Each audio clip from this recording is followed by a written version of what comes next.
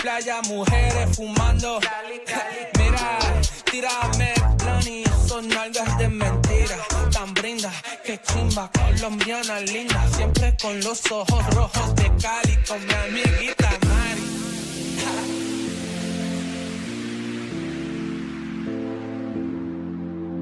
My head's in the clouds, can you bring me back down, boy? I need it. My head's in the clouds, can you bring me back down, boy? I need it. Need it. Need it. Need it.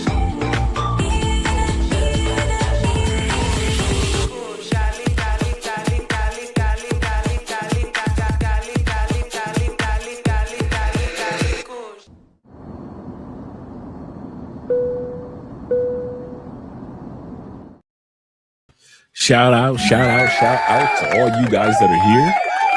It's your boy Andre and Andre's Love Crossing Borders. We got a great show tonight. I am excited. Feel like I always say, like the Pointer Sisters, I'm so excited I just can't hide it. I'm about to lose control and I think I like it. Shout out to all you guys that are here and all you ladies that dare to tread this channel. Tonight's episode, hey, we got the beauties of Brazil tonight. It's been a while since we've done a video that featured Brazil versus the United States. We're going to talk about the Brazilian kissing culture compared to the American rejection culture.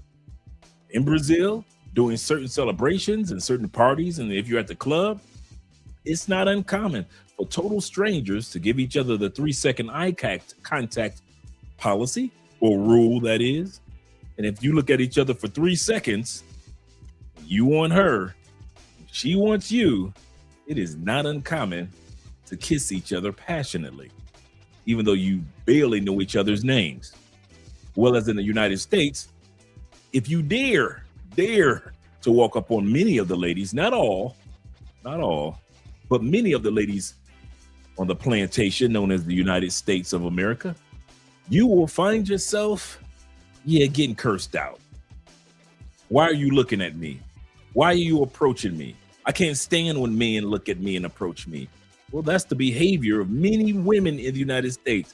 Once again, not all, but too many women behave this way. So let's compare cost of living in Brazil compared to United States, the culture in Brazil compared to the United States.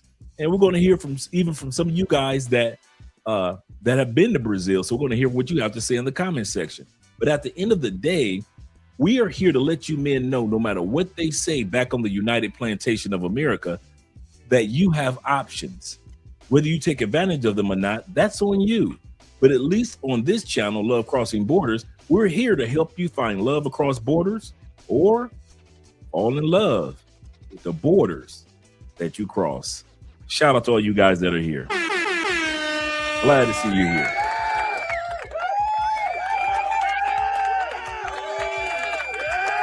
We've got 24 in the building. Yes, sir. 24 in the building. Let's get started with the shout outs. Shout out to all you guys that support the channel by way of PayPal, Cash App, Super Chats, and as you can see up in the corner, Bitcoin. So if you want to support us through Cash App by way of Bitcoin, you can just hit the Bitcoin used by your phone and your photos, or your camera. You can pull up our Bitcoin as well to support the channel. Shout out to all you guys that are here. And let's get the shout outs in regards to our brother, numero uno, Ahmad Milner is in the building. Number one, shout out to you and salute to you as well, brothers. We're going to have a great episode. Tonight's cologne is Nitro Intensely. Not Nitro Intense, but Nitro Intensely, LY. It is a watermelon bomb. Smells just like, and I mean just like, watermelon Jolly Rancher. It is a very fun, masculine scent. There's nothing feminine about it. It's a great scent for you to wear during the day, short sleeve shirts. You just feeling good about yourself during the summertime. Smelling like Jolly Ranchers is a really good scent that the ladies will like. So once again, Nitro, that's the brand, Nitro Red Intensely of the Nitro brand. Shout out to them. Great brand, and it projects, it's strong, and it lasts long. Shout out to them. Shout out to my brother also, 313 Nate in the building, the Detroit boys. You better back the fuck up out my face, goddammit. I'm from Detroit, Michigan. Don't play with me. I'm from Detroit, Michigan. Don't play with me either. Shout out to you. And shout out, good morning to our brothers over there in Southeast Asia, such as our brother Ronan Travelers. Salute to you, brother. Hope everything is going great with you. He said, good morning from the Philippines. Drinking my coffee on a steady Friday morning. It is Friday over there while it's Thursday night over here. Yes, sir. Yes, sir. I'm glad that you're enjoying your morning thus far. And we got our brother in the building, LJV, Southern Vegan. Salute to you, brother. Glad to see that you're here, as well as the salute goes out to Mom SpaghettiOs. Glad to see you're here as well. Both of you guys.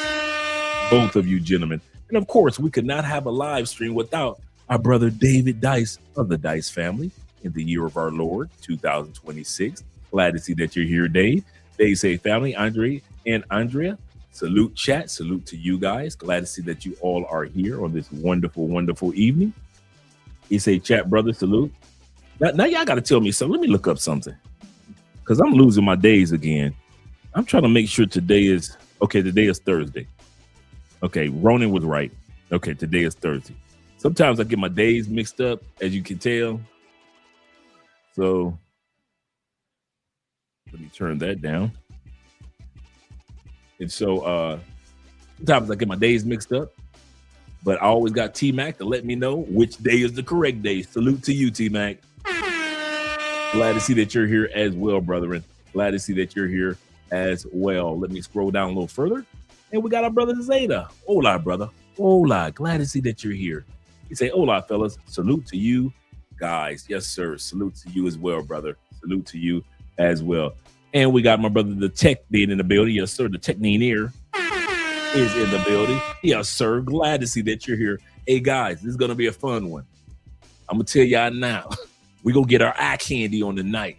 Y'all know I got if we talking about Brazil, we will be talking about the beaches. We will be talking about the cost of living. We will be hearing from individuals that have gone there, such as some of you guys. And we will be seeing the ladies compared to the ladies back in the States. Yes, we have some beautiful women back in the States, but they not like Brazil. So let's not pretend. Let's not tell that lie. Shout out to all the ladies back in the States, but yeah. Shout out to my brother Kenny Peoples in the building. Shout out to Kenny Peoples in the building. Glad to see that you're here. Let me scroll down a little further. And let's see, make sure I don't miss anybody, such as Bobby Coltrane of the Coltrane family. Glad to see that you're here. And salute to you and to David Dice. Yes, sir. Let me scroll down a little further. We've got 39 in the building. Could you do me a favor, gentlemen? Click that like button. We like you. Make sure that you like us too. Shout out to all you guys that are here. And we got my coach Big Spin in the building. Yes, sir. Glad to see that you're here, coach. Hope you're having a great day, had a great day, and are having a great evening. He said, this is going to be, it is. It took me all day to do the editing and get everything set up just right. I'm so excited to see how it turns out. So yeah, he said, I live here at home as a dual citizenship here in Brasilia. I'm glad that you're there, brother. So you can give all type of comments to confirm And to add on information for us for this evening, married and happy. Give that man a shout out.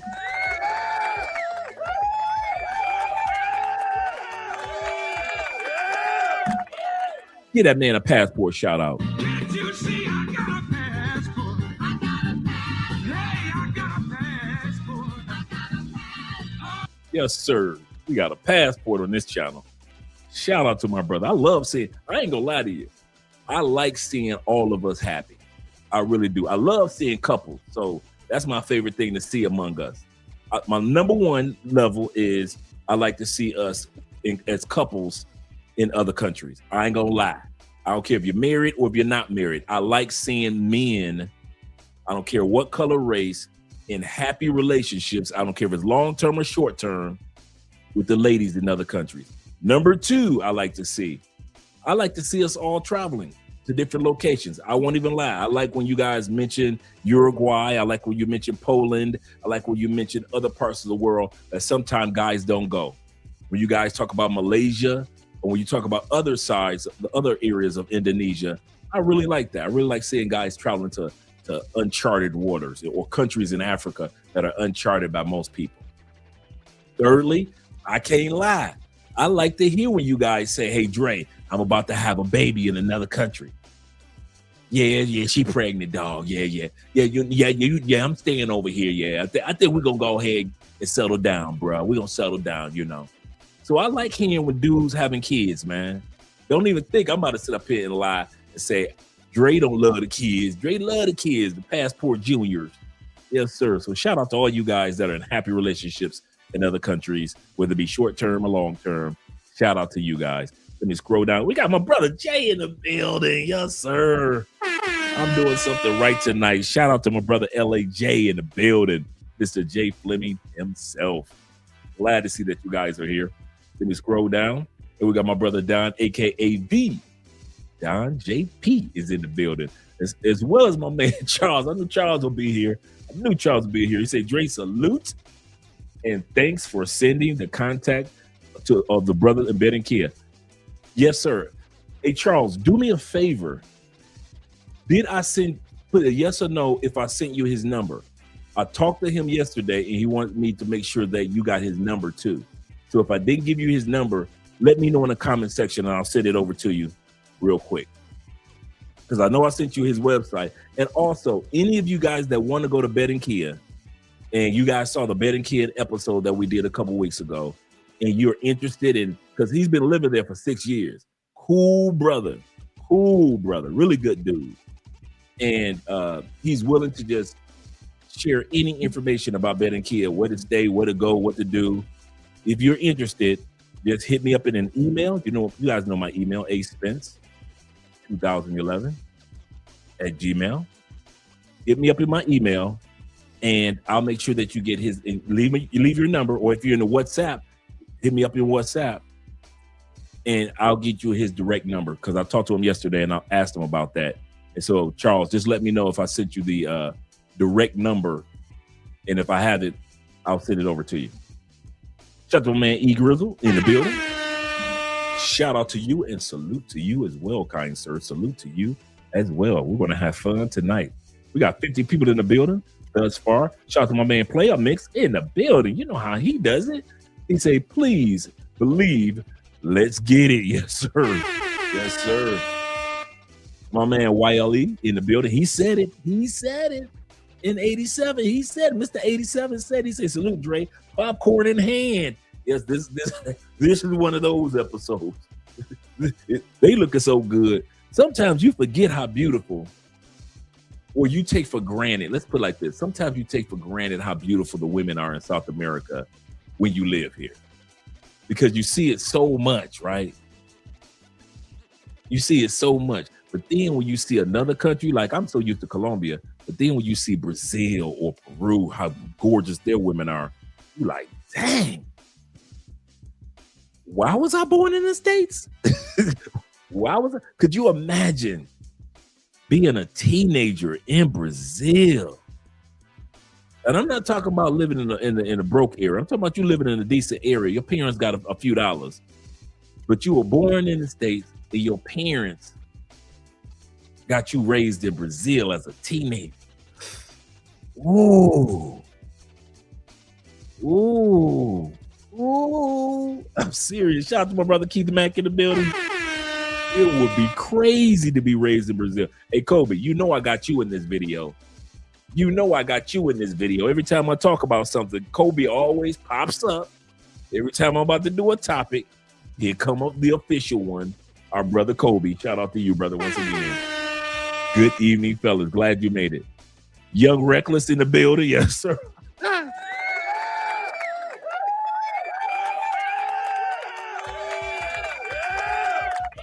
Young Russell says this. He say, Dre, what's up? He say, Andre, love your channel again. Thanks. He say, in the chat, making me feel better about the nurses said what the nurses said. I remember that, but the nurses said about wanting to date older women or wanting not to date older women and calling me a pedo. Forget what they talking about, bruh. Forget them. He say one nurse said, I was right. Absolutely correct. Man, be with who's gonna love you and you love, man. I kid you not. I sit back and I look at my wife and I fall more and more in love with her every day. And I know some of you guys got girlfriends and wives of different ages and different stages that you love, and they love you more and more every day. It feels good. It feels good to know that. It feels good to know that there's a person that's on your team for life. Whether it's a girlfriend, you ain't got to be married. Whether it is a wife, or maybe it's just a female friend, and y'all just real cool like that. It just feel to have somebody good, to have somebody on your team, no matter what age, no matter what stage of life that you're in. So when women try to convince you back on the plantation that you being with a younger woman is pervy, don't listen to them. Don't listen to them. Me and Andre were talking earlier. Remember, we talked about this a couple weeks ago, guys. Let me turn this down for a second. We talked about this a couple weeks ago. Never forget, let's change the music, actually. I'm about to give a shout out to you guys. I'm going to finish off the shout outs, but I want to say this. Never forget this. Men hit the wall. Men hit the wall. Women hit the wall.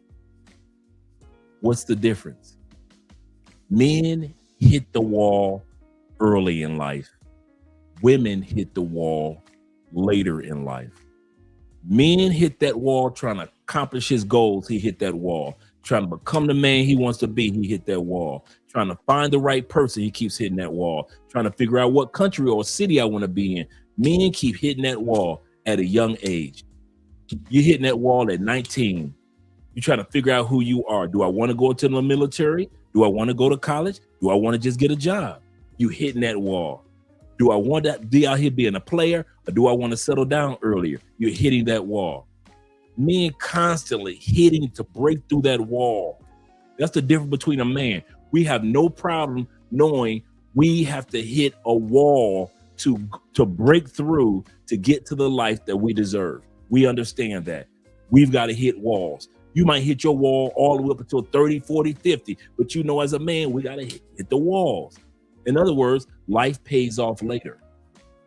Life pays off later. When it comes to the women, what they hate is life paid off early. And when they hit the wall, can't get a quality man. Hit the wall, don't nobody want to take care of her and her kids.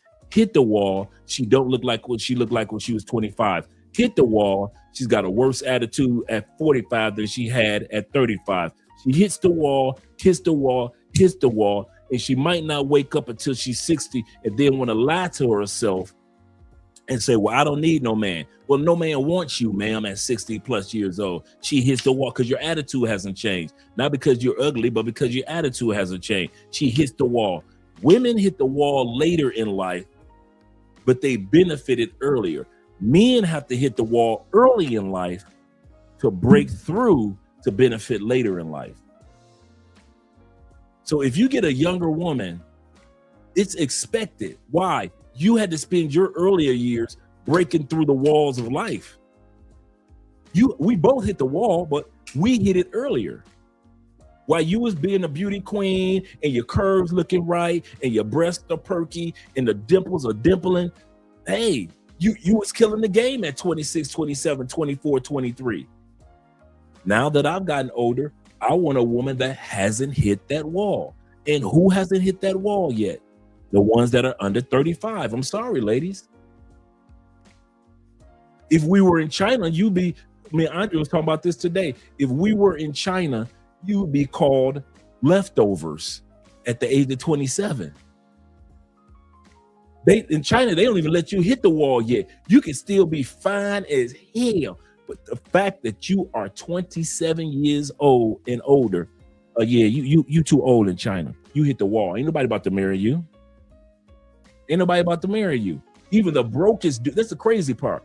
The brokest dude in China does not want a woman, if he can help it, over 27 years old. We watched the video last year. Side chicks get cut off at 24.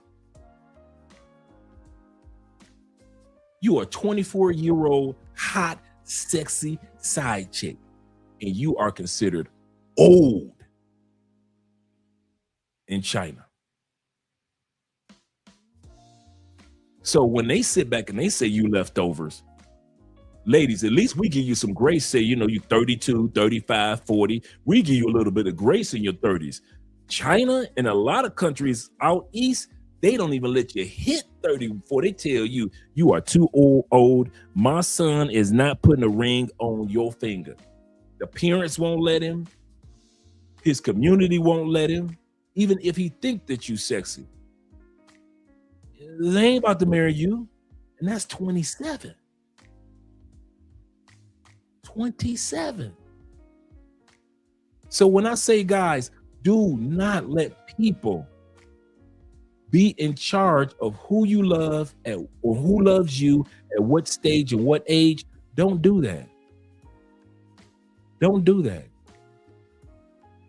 And then this is the other thing before we go on with the shout outs.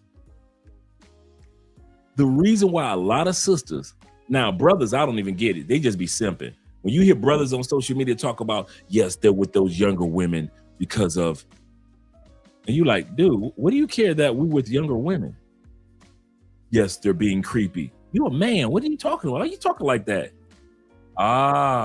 You trying to get some coochie from the ladies that's watching your live stream. That's why you talking like that. Proceed. So we understand why the simps talk in the United States. But the reason the women talk, they old. And they think, hear me out, the reason why they think, well, she's so young, she's so immature, she's not ready, you're going to manipulate her, you're going to train her, you're going to just have her trained. Two things.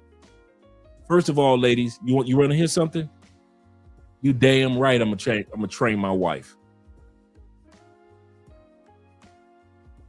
When she's in school, was she not trained to know her alphabets and her mathematics? Art, was she not trained to know that? When she's at home, when she was young, was she not trained to know the difference between right or wrong? Yeah. If she goes to a job, any job, was my wife not trained to do the job? Oh, she was? No matter what job it was, 9 times out of 10, they had a training session, right? First 2 weeks, whatever it may be. So the whole life of a successful woman, whether it be a mentor, whether it be a school teacher, whether it be a parent, or whether it be an older husband, a woman will always be trained. So you are damn right I'm gonna train my wife.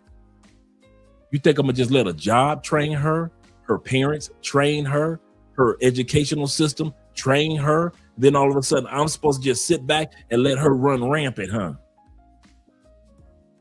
So all you men and women that want to make me feel bad for showing my wife the directions that we're going to go as a unit, not as an individual, as a unit. Yeah, y'all can go somewhere with that one. Number 2, the reason why they cuss and fuss about you training your wife who's old, who's younger, is because many of those women that complain were untrainable at that age. You'll see a woman on social media that's 36, 37, 51, 42 complain about you training or grooming or manipulating your wife or girlfriend who's 23, 27, 20, 29. The reason why they're upset, because at that age, they were untrainable, ungroomable, unruly, if you will. You couldn't tell them anything at 23. You couldn't tell many of the women that are 40 in the United States right now, when they were 30, you couldn't encourage or assist or help them at 30. So they assume that if they were idiotic at 30, at 26, at 23, at 20, then most women must be idiotic at 30, at 26, at 23, at 20. They project their flaws or their past mistakes onto the younger generation of women, assuming that everybody's going to act and react the same way they did in their earlier years, which now has them by themselves in their late 30s, 40s, 50s, 60s. They're lost, lovely ladies. They're older, but they're lost. And they're lonely, yet they're still lovely ladies. There are some beautiful, beautiful older women in the United States. Too bad they never grew up to be beautiful on the inside. And now they're bitter at the younger women for having the opportunity that they squandered. Misery loves companionship. Misery loves companionship. These women would rather have the young ladies experience the loneliness, the tragedy of loneliness in their later years that they're currently experiencing.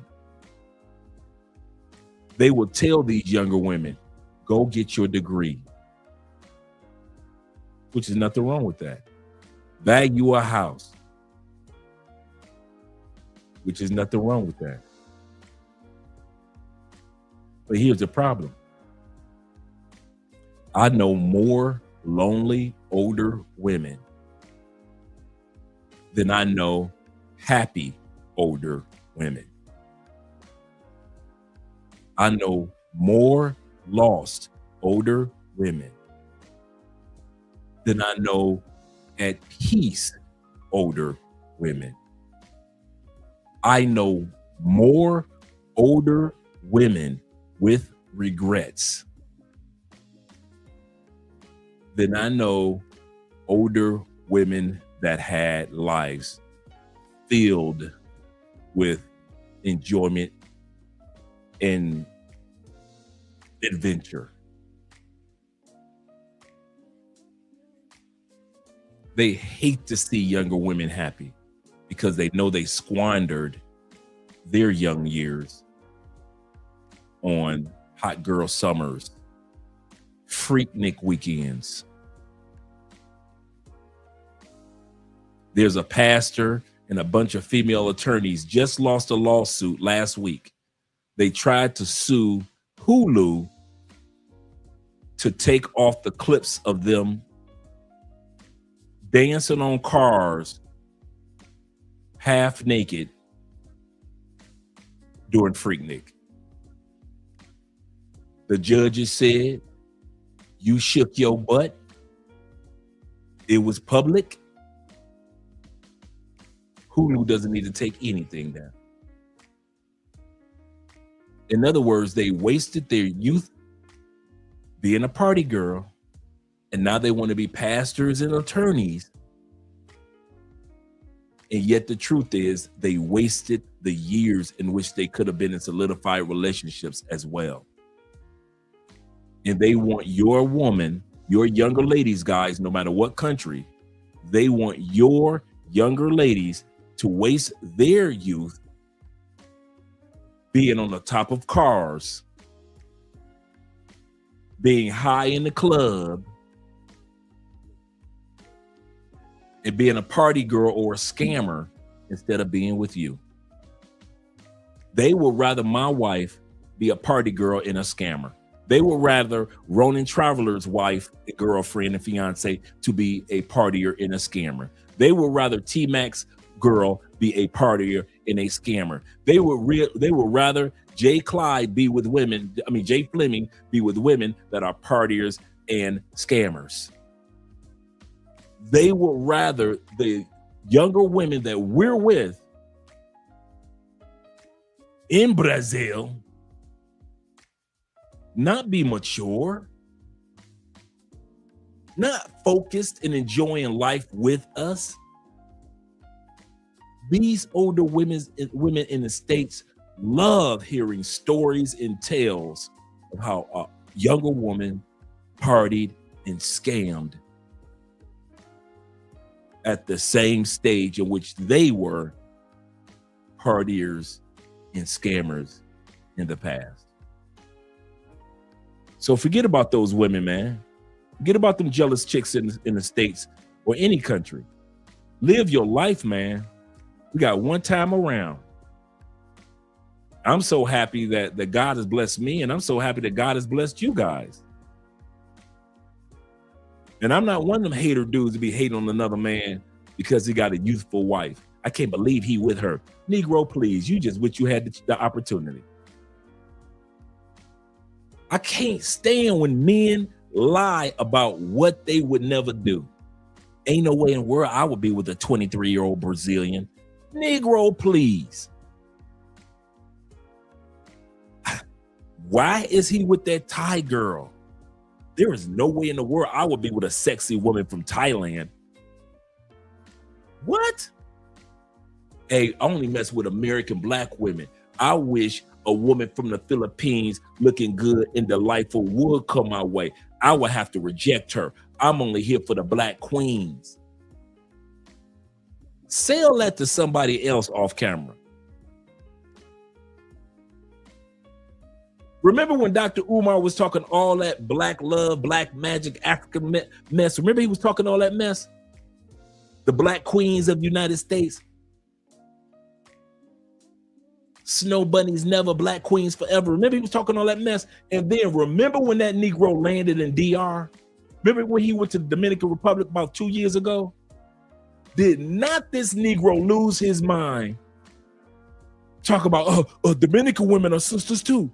Oh my God, Dominican women are sisters too.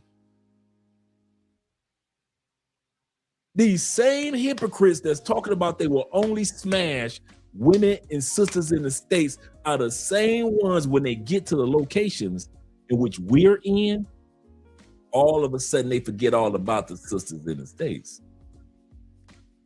It's funny how that works. Shout out to my brother Simple Logic in the building. And shout out to all you guys that are here. Let's get back to the shout out music. Let's do it like that. Get back to the shout out music. Bring that beat back. Yes, sir. Get our shout outs going. We got 64 in the building. Appreciate all you guys. Once again, it's Brazil tonight. Brazil versus the United States. Yes, sir. We got it going on. Let me scroll down because we got my brother Black Cleaner in the building. Salute to you as well, brother. Salute to you as well. Yes, sir. Yes, sir. Tech brothers are up. Yes, sir. Yes, we are, sir. Shout out to Coach Theo.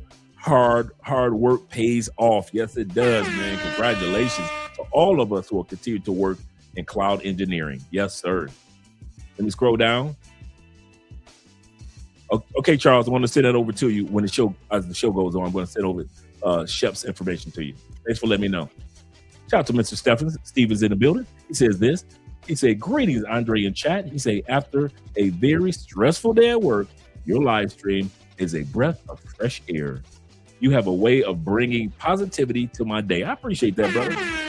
He said, please continue your influential work. Appreciate you guys. I really do. And I know that feeling about getting off work and watching some of my favorite content creators when it comes to travel. I really understand. I've been there. Dale wasn't just in the building. Mr. Justin says this. He says, salute to you as well, sir. Salute to you as well. He said, Dre and the chat, any recommendations on where to travel from October through December? Depends on where you want to go. Depends on how far you want to go and how long you're going to, what you just said during that period. I would stay away from the islands for the most part because that's hurricane season. So you want to stay out of hurricane season. It depends on how far you want to go. Everything from Mexico to Brazil. I mean, that's a nice little trip. That's a nice little 90 days. Oh man, if I could do it for 90 days, I would be in Southeast Asia. I would hit like 4 or 5 countries in Southeast Asia. In 90 days, you can do that easy. I would go to Europe. I'll land in Spain or Portugal, and I would be there, and I would hit at least in 90 days. You can hit at least 10 countries easy. Because when I say the train, taking a train or a plane in Europe is like the price of a bus ticket in the States. It is, man. You can hit 10 countries in Europe like that. That's one thing I appreciate about Europe. You can hit a lot of countries fast. So it depends on where you want to go to.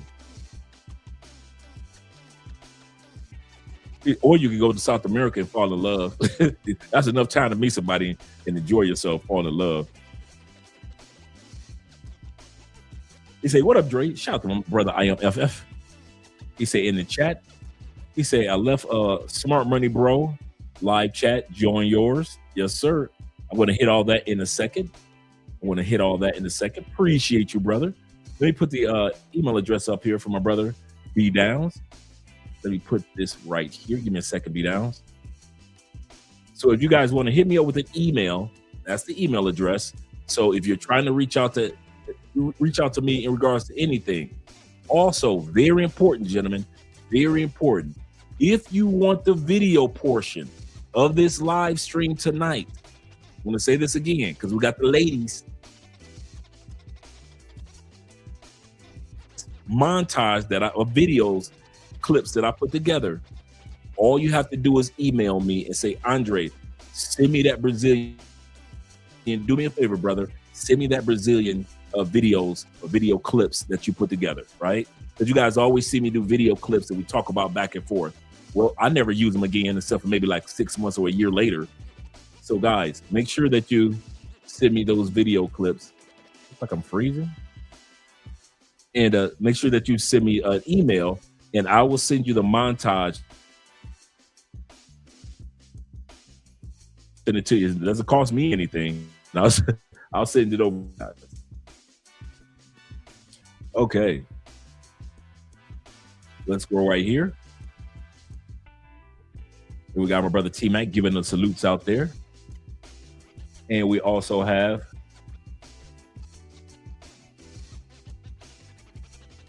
Ishmael. Shout out to Ishmael. I just saw you later. Isaiah. Shout out to Isaiah being in the building. Salute to you with popcorn in hand. Yes, sir.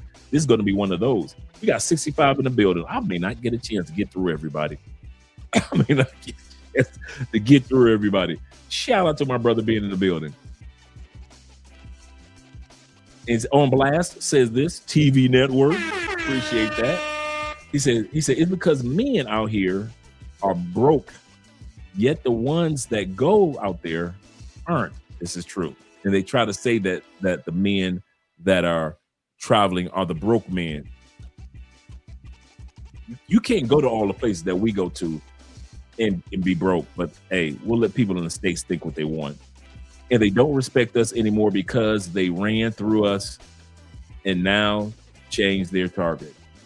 Absolutely correct.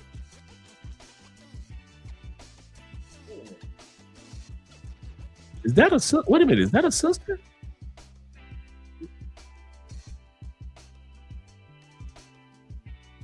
Oh, wait a minute. We got a sister trolling. Oh, wait a minute. Hey, let me. Hey, damn, you hate yourself. Oh, you in Brazil. Oh, that's so cute. A sister with 2 cents in her pocket, in her purse. She got 2 cents to share.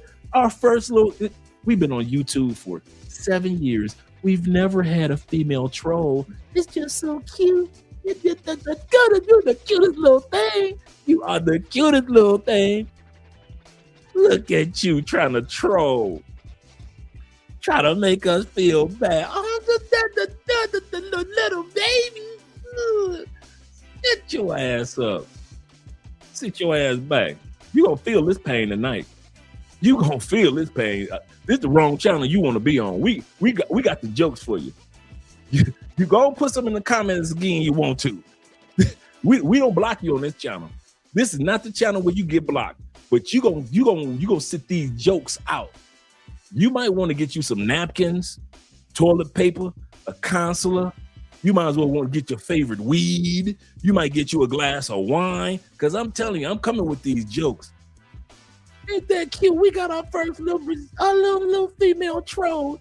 She tried to troll somebody. She tried to troll somebody. That's so cute. Oh. Fellas, we doing big things. The ladies are trolling. Sit your ass down somewhere. He said, Dre, you still going to do the... Yes, I'm actually going to be doing that one. Shout out to you, Dave, because I'm actually this weekend, this Sabado, I'm going to be doing one this afternoon, Saturday afternoon, but it's just going to be a test just to make sure I'm doing everything correctly. Once I know that I'm doing everything correctly, then we're going to start doing Patreon videos on a regular basis. So I just want to make sure that I'm doing that correctly. Yeah, we're going to have some fun. We got a female troll in the building. The baby. He said, Dre spin absolute facts. Yes, sir. Yes, sir. That's why I had to look. I was like, wait a minute. I should have grabbed my glasses. Let me go back. Let me go back and make sure. You know, I'm blind. I know I'm blind. Let me make sure we got a female troll. Let me go back. I'm going back, damn it. We got the female troll. She twirling. We got the coat with a female troll. Let me holler at the brothers real quick in the super chat. Shout out to my man KW. Leaves America. He said, Coach Dre. He said, business. I know, man. How's it been going? Let me know how things going, brother. Seriously. He said, I'm all settled in Eastern Europe. Man, we gotta schedule some time, man. He said, I got my EU visa. Need I say more? He said, got a flight to see my Polish lady in the AM. When they always say that we don't travel to Europe, I don't know why they say that, because there's so many brothers that are in Europe right now. He said, want to say what's up, man. We need to get together, man. We need to get together. I want to get you on the show, seriously. He said, Dre, you ever going to do the Patreon live stream? Yes, sir, Dave. He said, unfiltered, uncut, because your topics are legendary. Plus, I can have this live stream video tonight. Okay, cool, Dave. I want to send it over to you tonight. I'll send it over to you tonight after the show. It's a good one, Dave. I kind of figured when I was putting it together, I thought about you, brother. I thought about you. I say, Dave gonna like this one. Dave's gonna like this one. And any of you guys that are interested, shout out to my man D Kirk in the building. Any of you guys that are interested in getting the copy of tonight's strict video montage, just shoot me an email, man. I'll send it over to you, gentlemen. I really will. Shout out to El Patron in the building. Glad to see that you're here. Appreciate you. Make sure I don't miss everybody, because I got Andrew Craig in the building. He said, I want to visit Brazil, but learning Portuguese is rough. Still struggling with Espanol. He say it's a longer process for me. It's like that for all of us, guys. It's like that for all of us. He said, yeah, he said the Netflix documentary of was on one of the pastors. Yeah, man, it was a pastor. See, they always try to pretend like they were always innocent, but they weren't. My man, brother Elham says this. He said, them women gonna come after you, Dre. Man, it was just so cool. It was just so cool to sit back and say, hey, we ain't never had a female troll, bro. You know, we get them all on we get female trolls on Instagram. We get female trolls on TikTok. But we ain't never had no real YouTube troll where she was putting in comments and everything. This is our first. I feel honored. I don't know what to do. I don't know how to respond. What should I say? What should I say? The first female troll talking stupid. What the hell wrong with you? Girl, you need to just go ahead in the name of Michael Jackson. In the name of Michael Jackson, get started with the woman in the mirror. I'm starting with the woman in the mirror. You need to change your ways.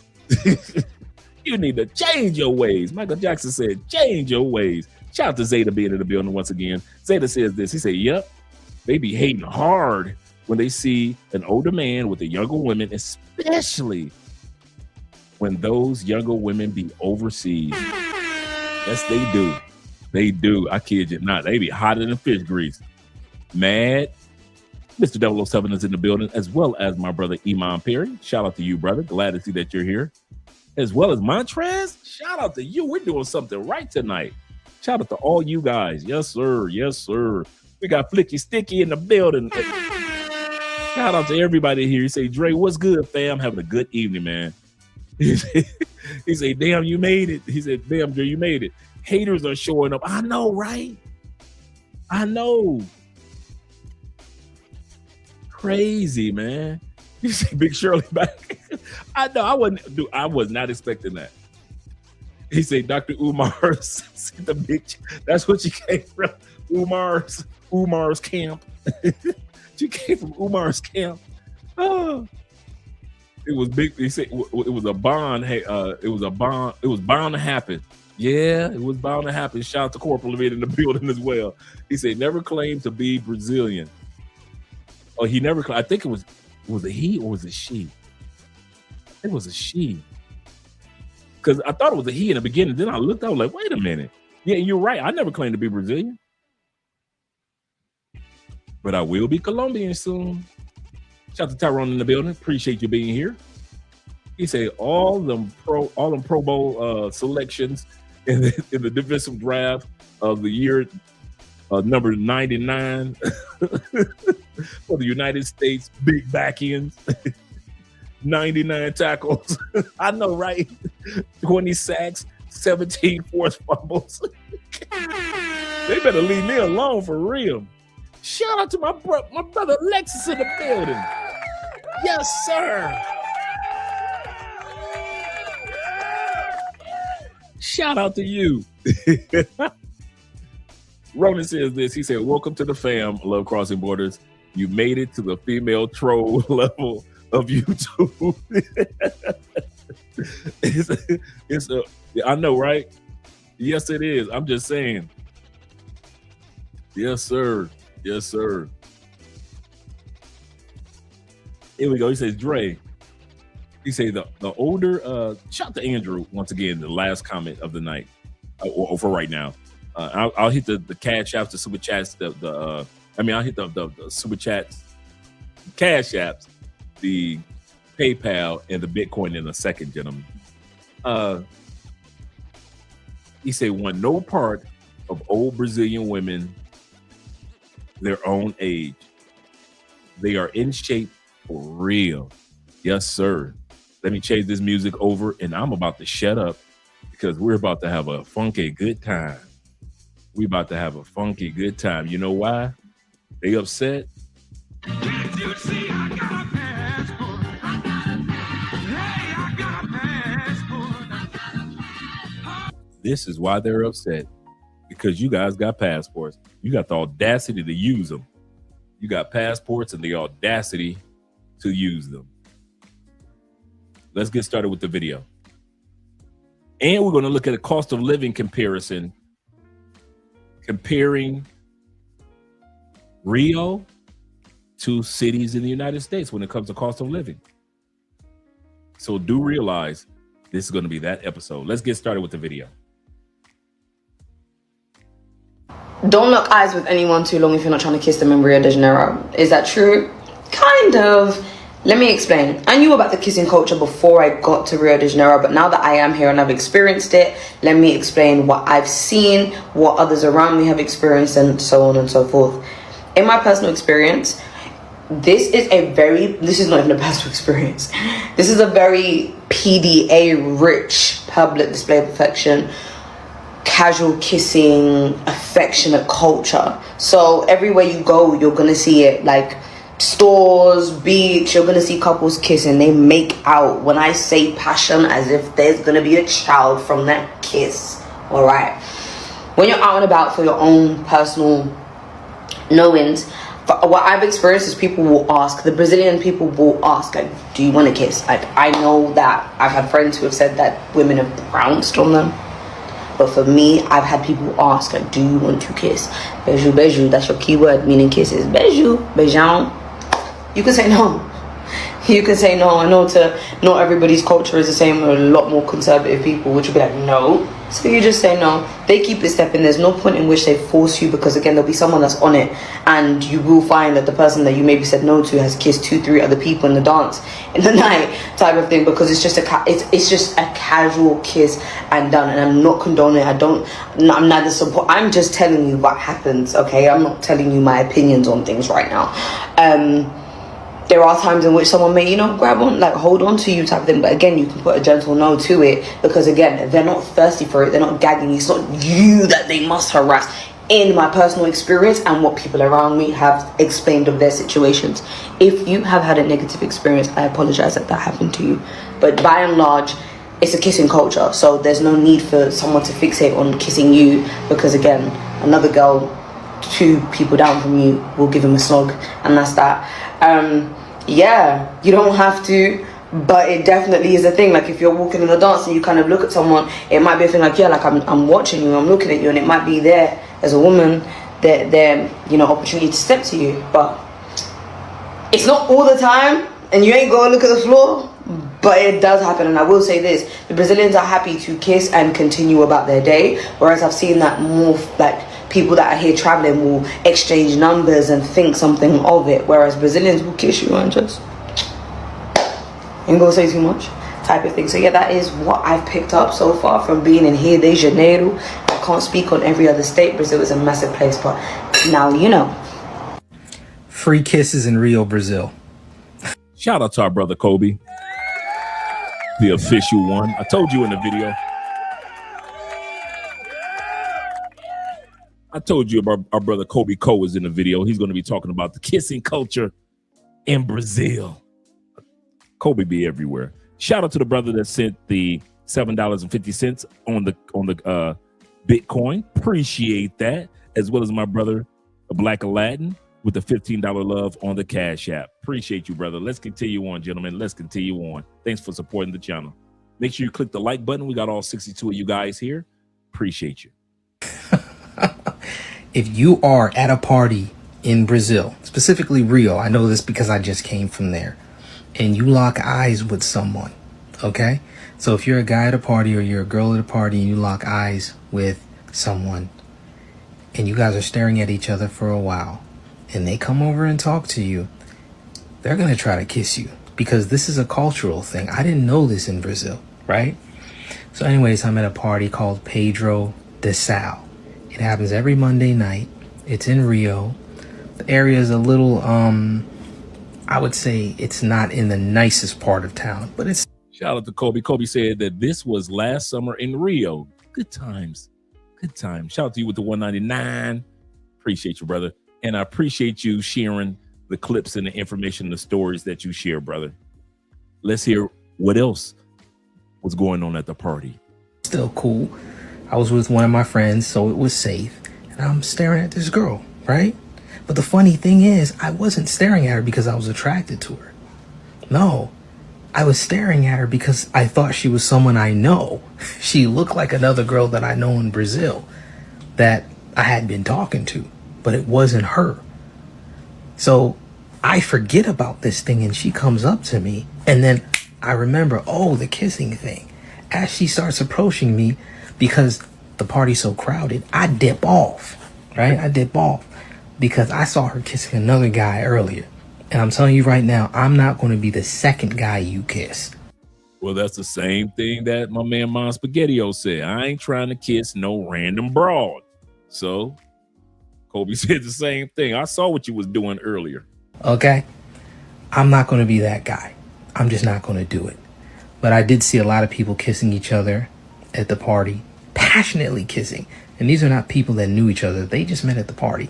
Now, in America, we have a private space problem, right? I won't call it a problem. We like to keep our private space between each other. So just remember, you go to Brazil, you stare at someone, they may just come up and kiss you. So be careful in Rio de Janeiro. Carnival for me, I like it because for me, a lot of gringos. A lot of gringos is crazy. Okay. Brazil is very people's beautiful. Yes, they are. They are very beautiful. Big Dog Travels, and I got two lovely Brazilian amigas right here next to me. Quase nome? Honey. Quase nome? Bruna, mas pode me chamar de Myla.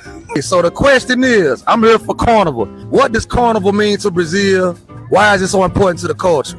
Ele quer saber o que o carnaval significa pro Brasil e por que é tão importante pra gente. English ou português? Yeah, carnival for me is party where everybody is happy, everybody enjoy yourself, everybody like, go crazy, be nasty. I know like That's crazy. É muito legal. É o dia que as pessoas só fazem loucura. Eu particularmente não gosto muito porque acontece muita coisa ruim, mas é muito bom ao mesmo tempo. Show the tattoo. The tattoo is crazy. Hey man, Big Dog Travels. Let's go. Hey. Tell them, Big Dog Finch. Casa Black's number one. Casa Black's number one. But that's the best spot to party in Rio? I think so, by far. It's the best music. It's the best crowd, energy-wise. The only downside is that it's a drive. Like if your stand-in's on the Sul, it's probably going to be like a 35, 45-minute drive up to Casa Black. That's the one downside. But it's worth the drive. Beautiful crowd, beautiful people, great music. Sometimes they have live shows. Brother, another thing about us being connected racially, I hate to bring it back up, but I'm in Casa Black and they're playing Pagoda, right? I think it's Pagoda. I'm not sure about that though. Yeah. And they have the... Okay, that's the name of the club right there. Casa Black Rio. I don't know if some of you guys have been there, but it's there. And as I was doing this video, of course, I couldn't play the music, but they play a lot of American music, a lot of Brazilian music, and a lot of American music. My brother Easy Rollins says this. Shout out to Easy being in the building. He said, I love kissing random chicas. He said, I don't care if I'm the second. In the U.S., you're not. This is true. Hey, you ain't lying about that one. In the U.S., you're ninth. You know what? You made an excellent point right there. You brothers in the U.S., you already know how many times these females said, I've slept with 9 guys today. How many times you had a female smash that in the States say, I had one dude I smashed in the morning, I had 2 that smashed me in the afternoon, and I got drunk. And I'm not talking about no white girls, I'm talking about sisters that will tell you that they done got ran through about 4 times today. Okay, how many times have you had a female, she done went on a date with a dude, had no plans on giving, now this happened to me a couple times, ain't had no plans on giving him no coochie. She give him a kiss goodnight. He pulls off. She jumps in her car, drives to my house. Now she kissing she just got done kissing on his lips after leaving the restaurant. He thought he was gonna get some coochie, but he didn't. She drive to my crib. You guys know what I'm talking about. Drive to my crib. I ain't trying to justify it. Drive to my crib. Shout out to African Wolf. And now she kissing and sucking all over on me. So let's not pretend like it only happens in other countries, bruh. They just open with it. American women be trying to hide that they ain't doing it. And bruh, take it from many of us, they doing it. They doing it. Some females, you got sisters in the States that would give another dude some head. Okay, y'all want me to start lying. You got females in the States that's married that will give me some head at work. She just slobbing it down. Cause in you know, there's always the men's room, the ladies' room, and then if your job, like many of the colleges that I work for, they had a shower for the staff, a shower area. So if you come in from your regular gym and you coming in and you want to take a shower at work real quick, you could take a shower. They had one for the men, one for the ladies. I'm in the ladies' shower, just letting you give me fire head. I mean, letting the chick give me fire head, right? I'm just letting the chick just slob away. She going home. She gonna kiss her husband, the kids, the dog. Everybody gonna get a kiss after she done just gave me fire head at work 3 hours ago. Let's not act like American women ain't on that. Don't act like you the first one of the day kissing that American woman. You might be the fourth or the fifth. And I know a lot of American women gonna say, I ain't like that. I ain't like that. And you're right. You might not be like that, but it's a hell of a lot of y'all that's like that. Trying to pretend like Brazilians are doing something new and Americans ain't. Man, American women just as nasty as everybody else. You know what I mean? Dude, I'm gonna tell y'all something. When I was like maybe 35, dude, kissing culture in the clubs ain't nothing new in the United States. I'm gonna say something, dude. I was slobbing them down in the club. I'm drunk than a man. Especially if you go into a club with white girls and Latin and Asian girls. Man, listen, you kissing everything up in there. You drunk than a mother. The song is going on. You just holding the back of her head. You ain't hearing nothing because you drunk than a mother. You just slobbing her down. Then you be like, tell your friend to come over. And now y'all doing a threesome kiss. Man, please. Don't be acting like, man, that y'all ain't been. Especially in the white boy clubs, white girl clubs. You ain't never slobbed nobody down in the parking lot. So you ain't never took no female in the parking lot out the club after she done kissed her boyfriend goodbye. I'm going to the club with my girls. All right, baby, go on ahead. I'm gonna go ahead and sit up here, watch Sports Center, and play the video game, girl. You go on ahead, have a good time. He give her a kiss goodbye on the lips. Juicy, I love you kiss. Not even 3 hours later, she drunk as hell in the back of your pickup truck, kissing you and giving you head. You ain't the first kiss of the night, bruh. You ain't the first kiss of the night. So all you American dudes that's talking about, so I'll never be on, you have many a day. All you brothers that holler that you ain't, I will never do that. You've done it many a time. She just didn't tell you. I'm gonna tell you that one now. I'm telling you that one right now. You've been sloppy seconds and filthy fourths many a night. Many a night. I done had plenty of y'all wives kiss you good night and come over to the crib and kissing all on me, giving me that good loving. You want to act like you all brand new. I would never kiss after another man. You done it plenty of times, bruh. I've had females, and I'm serious. I had one chick. She came over to the crib.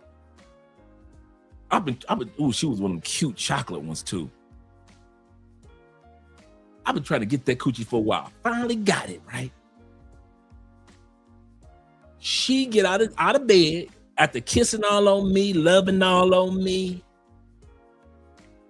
sucking all on your boy, right? Kissing all down my spine.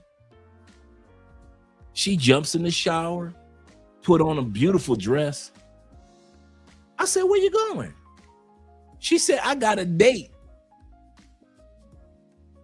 So some of y'all kissing these ladies after they done been with us.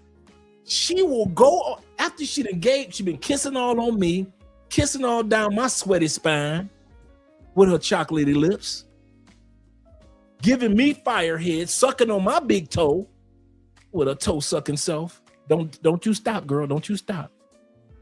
Can't stop, won't stop. She got the baby oil. She gets up, cleans herself up, get her hair on track, puts on her makeup, perfume, matching panties and bra, put on a dress, and goes out to dinner with you. Goes out to dinner with you. I wish I was lying to you. I wish I was fabricating. I said, where you going? She said, I got a date. You know what I said? What you doing after the date? I didn't give a damn about her going out with you. I didn't give a damn about her going out with you, giving you a good night kiss on the lips, right? I don't care if y'all was slobbing down in your car or her car. I ain't give a damn.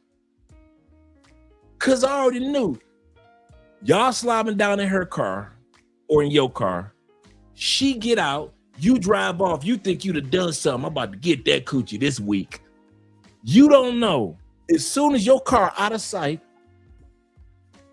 she about to hop in her car or call an Uber and come back to my crib, kissing all on me, giving me firehead, sucking my big toe. I wear a size 13 shoe. She sucking all on all the crevice of the toe, and here she come kissing on you. Size 13 foot toes. So, man, when y'all talk about American women don't do this, mother, please. Who y'all think y'all talking to? Some dude that ain't never got no coochie? Y'all think y'all talking to dude that ain't never got no coochie? Y'all think I ain't never got no coochie? So I'm supposed to fall for that. I don't kiss no women in Brazil that's like, shit. Going back to the States. If you ain't never been, if you think that you the only one that kissed her that day, yeah, okay. Okay, I want y'all to keep on believing that one. Y'all must think I'm Tom Tucker, that dumb mother. I'm not black, I'm OJ. Okay. Shout out to Johnny in the building as well. Shout out to Johnny in the building. He said, Dre trying to get canceled. I see. No, man, I'm just telling the truth. This is grown, man. This is a place of truth. Oprah coming next. Yes, she is. Once I establish this as a place of truth, yeah. Oh, yeah. Oh, yeah. I told y'all be coming to the wrong YouTube channel. Y'all need to go, because you know Richie love everybody. Y'all need to wait till Saturday and watch Zoom to Thailand. Because this is not the channel. This is a grown-ass man's channel. I'm going to say this again.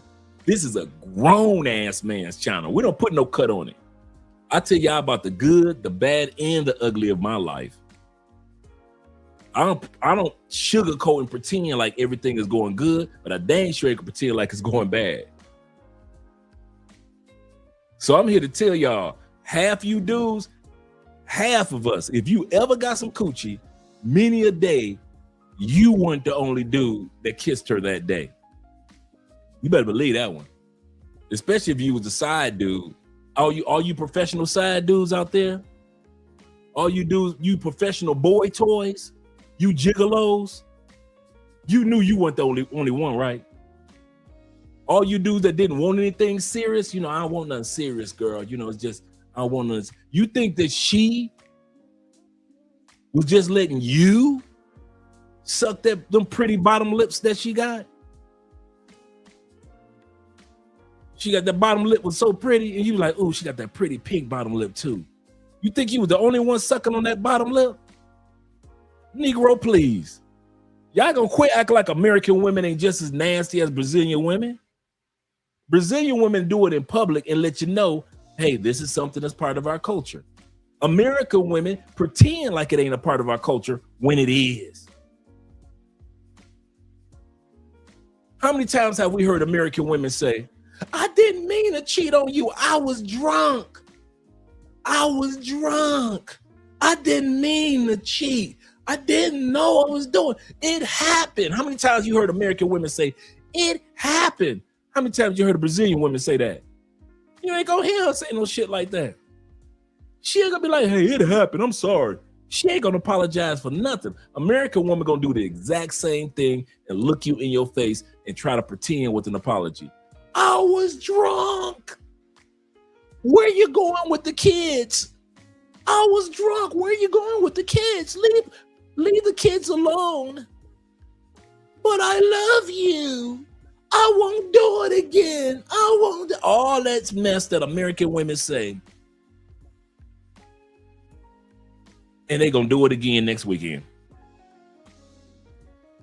For real. Thanks, Jay. I ain't the only one.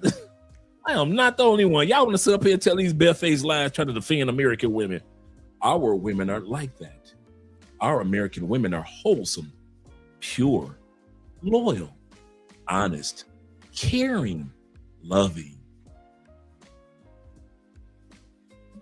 I'm not black, I'm OJ. Okay. He no lie. He said, I've had plenty of white girls in those clubs in Florida Panhandle. And the sad part, he said, I wasn't even trying. Right. When you hang out in the white folks clubs, man, it's amazing how all of a sudden everybody just kissing. It is what it is. It is what it is. You drunk. He said, oh yeah, I've been done that, but not secondhand after another dude. You thought it wasn't secondhand, Cole. It was.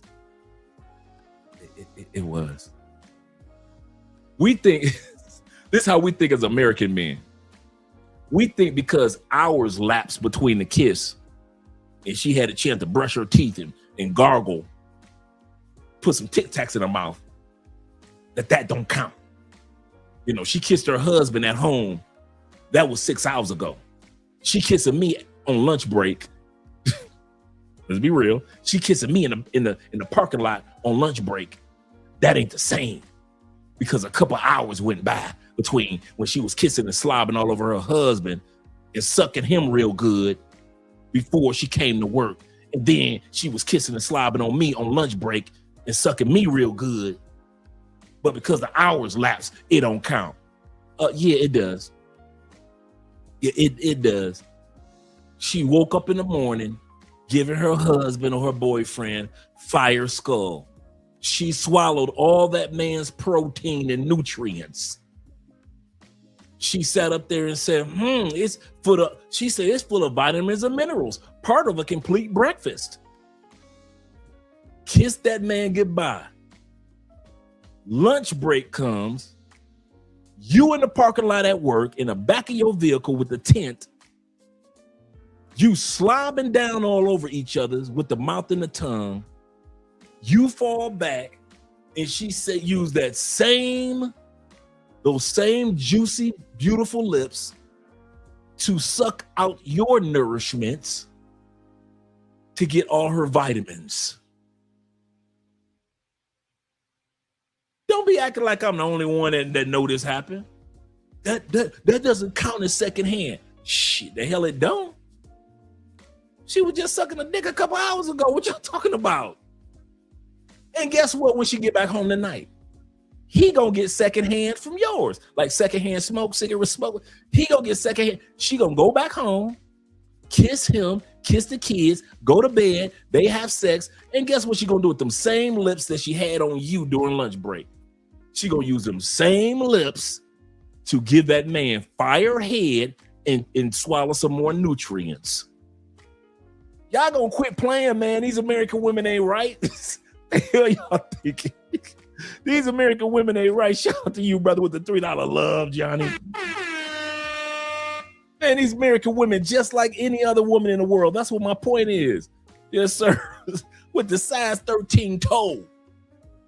She sucking on the size 13. And I didn't know she had a date. I'm like, what you about to do? I thought she about to hang out with her girls or something. She said, I got a date.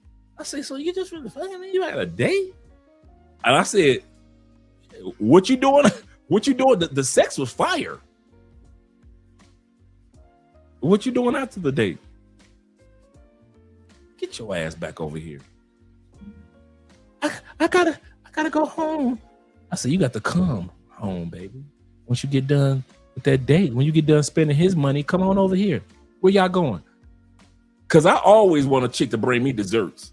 I'm telling y'all for real. True story. I always liked when chick brought me desserts from going on a date with you mugs.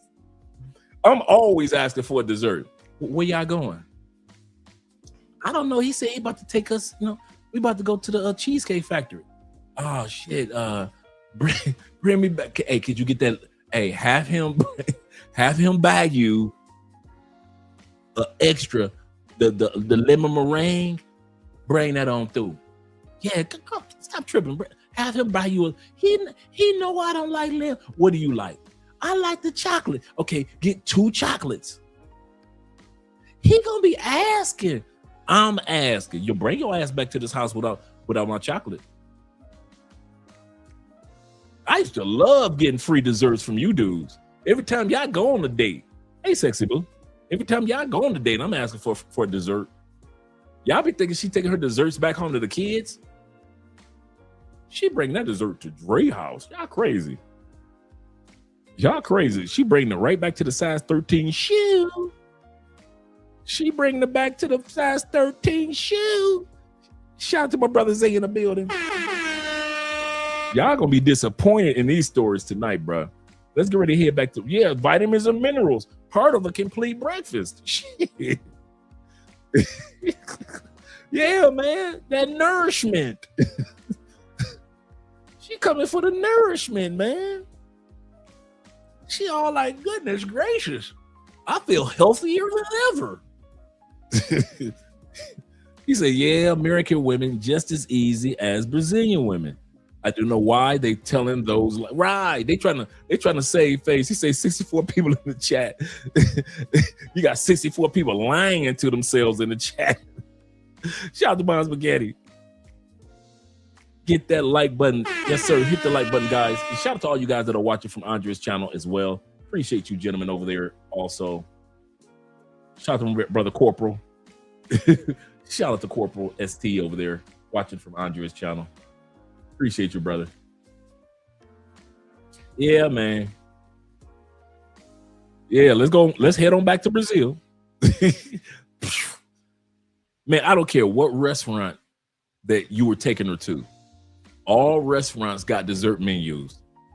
You better believe I'm asking for desserts. Desserts. He say, hell no, Dre. Dre, why you telling the truth? They can't handle the truth. He said, I will never forget 2 different redheads, one beautiful and another one was just all right. He said both of them had husbands and children. That's what my point is. You are not the first, second, or even the third kiss of the day. So let's not act like the Brazilian women. I ain't gonna kiss her. I just saw her kissing her. Shh.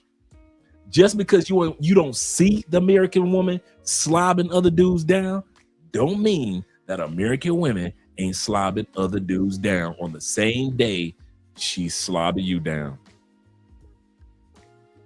Especially us boy toys, side dudes, if you will. If you've ever been a professional boy toy, gigolo, side dude, you know exactly what I'm talking about. You know exactly what I'm talking about. Yeah, man. They out there wilding. Thank you guys for getting hitting the like button as well. Let's go back to the video. go to artists on stage and I'm listening to it, and it's my first time being at a show like this, and I'm like, this sounds like go-go. This sounds like DC go-go music. And I'm like, the connectivity between us all is so deep. And I always see something where it's like, okay, yeah, that's us. But like, I just feel like we so disconnected from each other, man. But I'm sitting there and I'm listening and I'm watching these guys, and I could have easily been in Southeast DC listening to a go-go concert. Like, and it's a different language, it's a different music, but it's the same base. It's the same foundation. You know what I mean? So I would put Casa Black 1. Can you guess where this is? Hint, it's not the US. Actually, Rio, Brazil, and this is Baile Charme. Since the 70s, this dance style emerged from the Black Rio movement as a way for Afro-Brazilians to celebrate Black pride and identity through dance parties and music. And if you're wondering why it looks so familiar, it's because this dance style and movement was birthed from Black American soul, funk, and R&B music. And since 1994, up to 5,000 people come to dance under this bridge every weekend. Today, this is the oldest and largest dance party of its kind in Rio. We thought we were about to pull up and just dance to the sounds of hip hop and R&B. But as we said where I'm from, we was hella molded, aka wrong.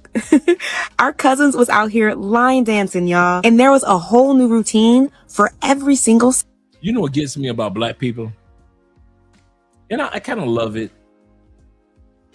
when Black people discover other Black people. I like that. I like seeing us discover and introduce to things that we all have in common. So I appreciate that. Shout out to the sister for this. Song. And low-key, they were so hard. I'm talking jumps and turns and all types of isolations. This ain't no simple electric slide or the wobble. And all we could do was take it all in and try to keep up. But this space felt familiar. It felt like a cookout, a family reunion. It felt like home. Reminding us of how connected we are in the diaspora. The biggest misconception about Brazilians is that we party all the time and that we're super chill. And whenever I get to talk with Americans, they're like, oh, we work so much, we work so hard. And I was like, we work just as much. We get to have fun, but we work so. We get to have fun. We know how to have fun. It's not just work, but we also work really hard. And I guess people kind of forget about it. Doesn't sound like that in the background, Camila. Sorry? It doesn't sound like you guys are working too hard in the background over there. As of now, not really. It's Sunday night and people are really partying as if tomorrow was not ever gonna happen. Because today, São Paulo is celebrating the gay pride. I'm not exaggerating. Hundreds of people at the moment outside making this background noise. So pardon. The first thing I feel like when I get to talk to foreigners, gringos, as we like to call you guys, they have this kind of whimsical idea in their heads that we're always just partying on the daily, getting things done, rush, go, work, pay the taxes, you know? And I guess people don't really attach that kind of idea to Brazil. Honestly, I love cariocas because they know how to work hard and party hard. You ever heard that song, work hard, play hard, you work hard? Yeah. For the first part of the time when you're dating a girl, she is not exclusive. That happens, weeks or a couple of months into dating when you're actually telling the words out loud that you're ficante premium. That means that you're hooking up premium. That is the first level. You're not boyfriend and girlfriend by then. You're just exclusive. And the next one is being namorados. That's to actually be a couple.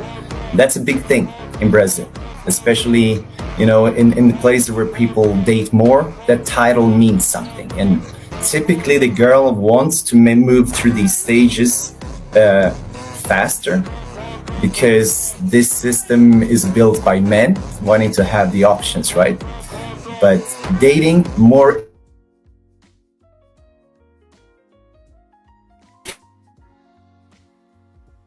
it will be misinterpreted. If you have she will think that she's allowed to be with others.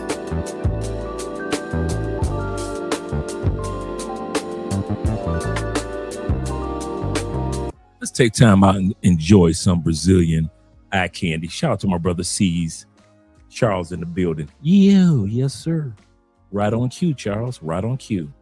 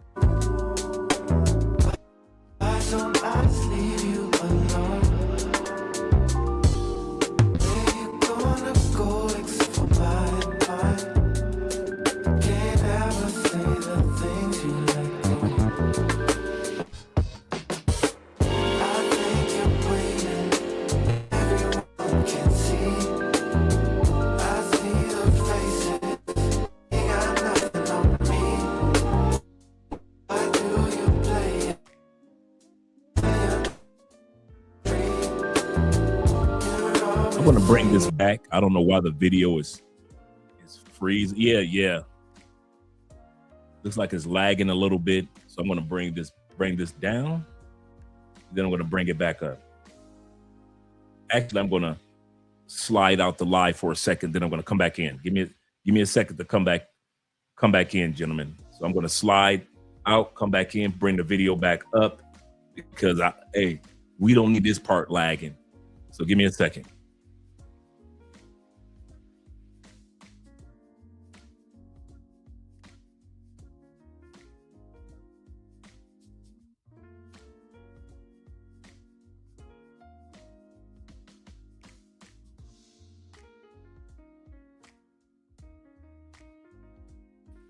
All right. Bring the video back.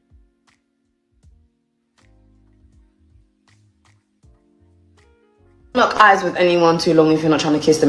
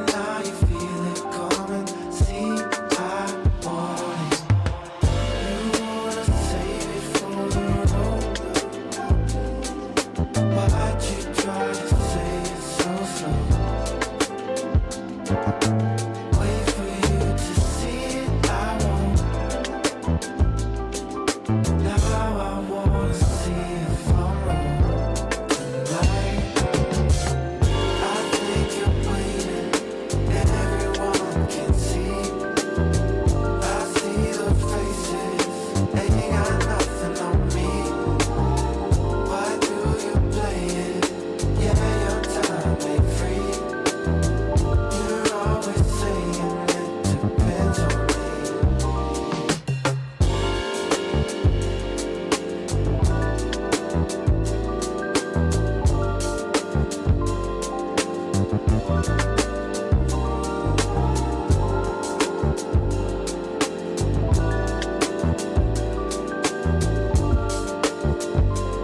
yo, let me tell y'all how kiss culture works in Brazil.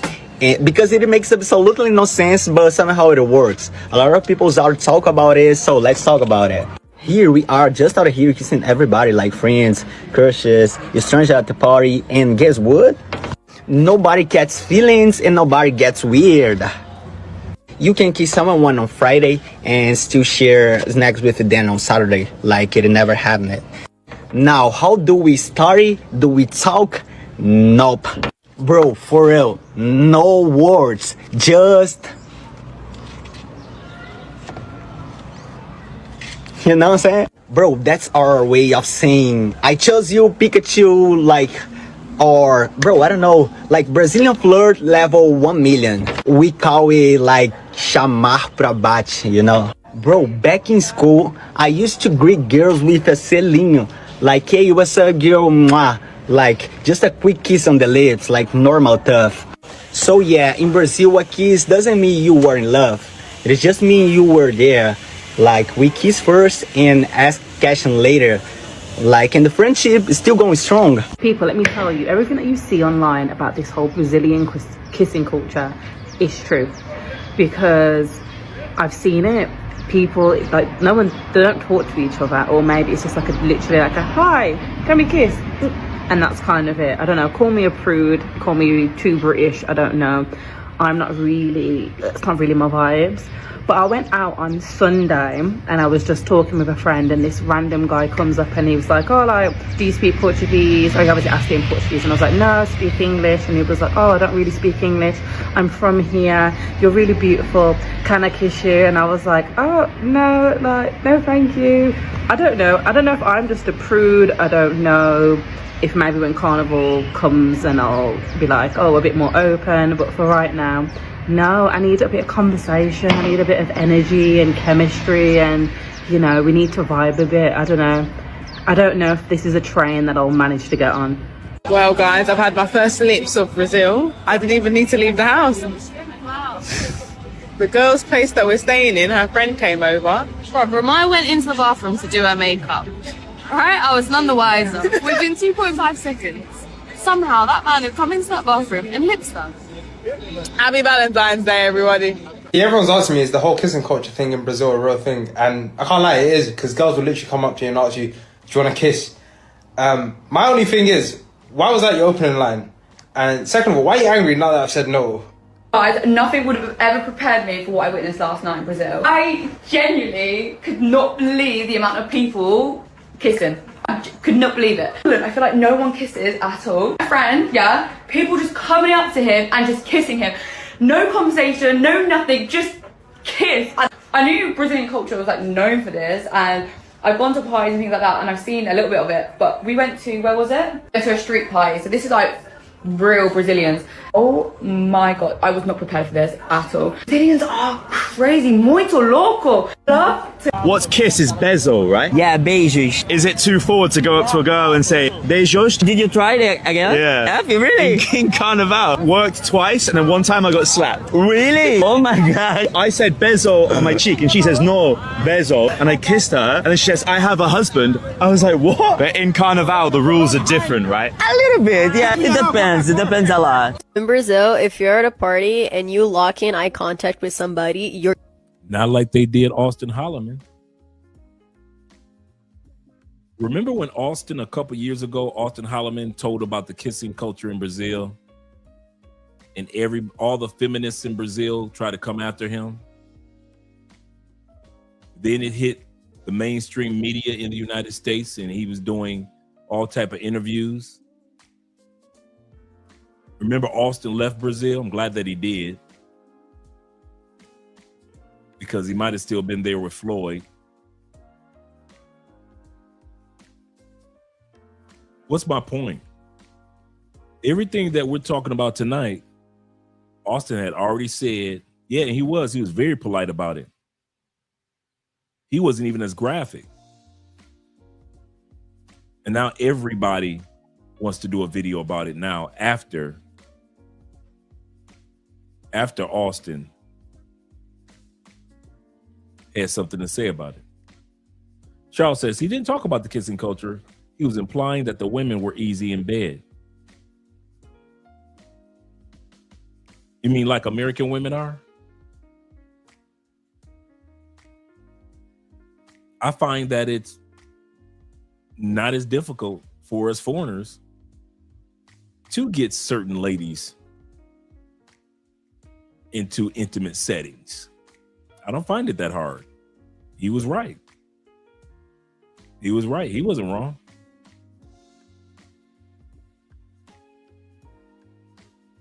Yep. Yeah, everybody went to ride the bandwagon afterwards. Yep. Everybody. Kissing. If you don't want to kiss this person, you better look away, because just by keeping eye contact, you are saying, I want to kiss you. It's not just like, I find you attractive. It's legitimately like, I want to kiss you. Come over here right now. Please ignore my edges. It is hot in here, yeah? But can I just say, I'm not surprised that there's such a big kissing culture in Brazil, because literally every street I turn finds shit.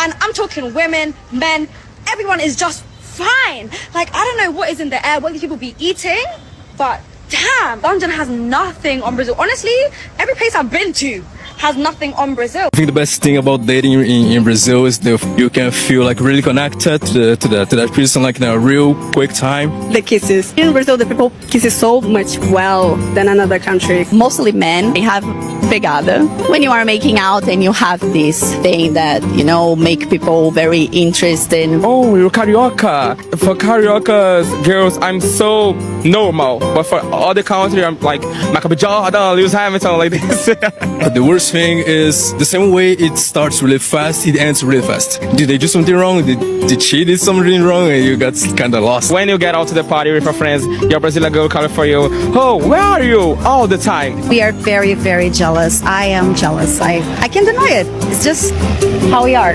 Male nome Jack. Luisa. ¿Tiene esposo? Sí. Novio, sí. Oh, okay, adiós. No, pero quiero beso. Quiero beso. Beso de lengua. ¿Sí? Sí. ¿Dónde está tu esposo? Es solo casamiento de mentira. Ah, adiós. Girl, I see that you want it. Driving me crazy with that fire in your eyes.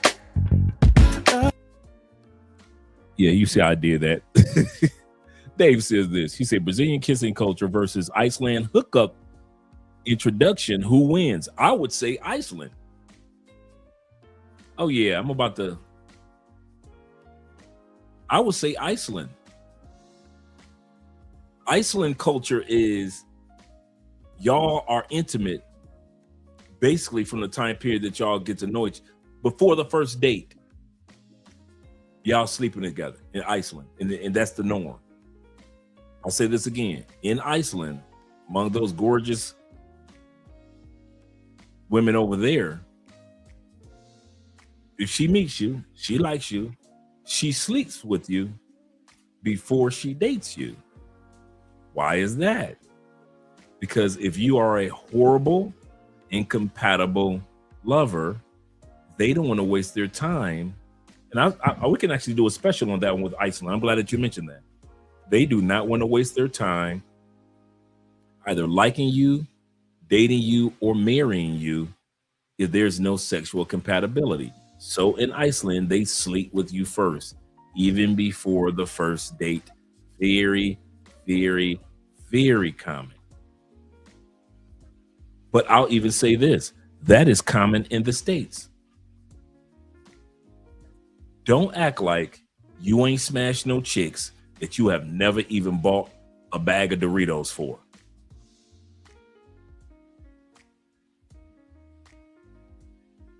Y'all trying to tell me y'all sex down every chick that you sex down in the States, you took her out for a hot meal.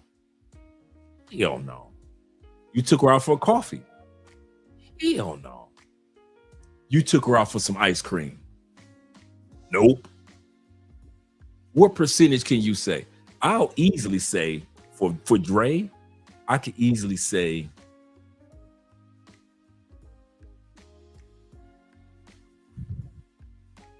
be honest. I didn't even think about this. I can easily say 90% of women that I've slept with have never gotten a hot meal.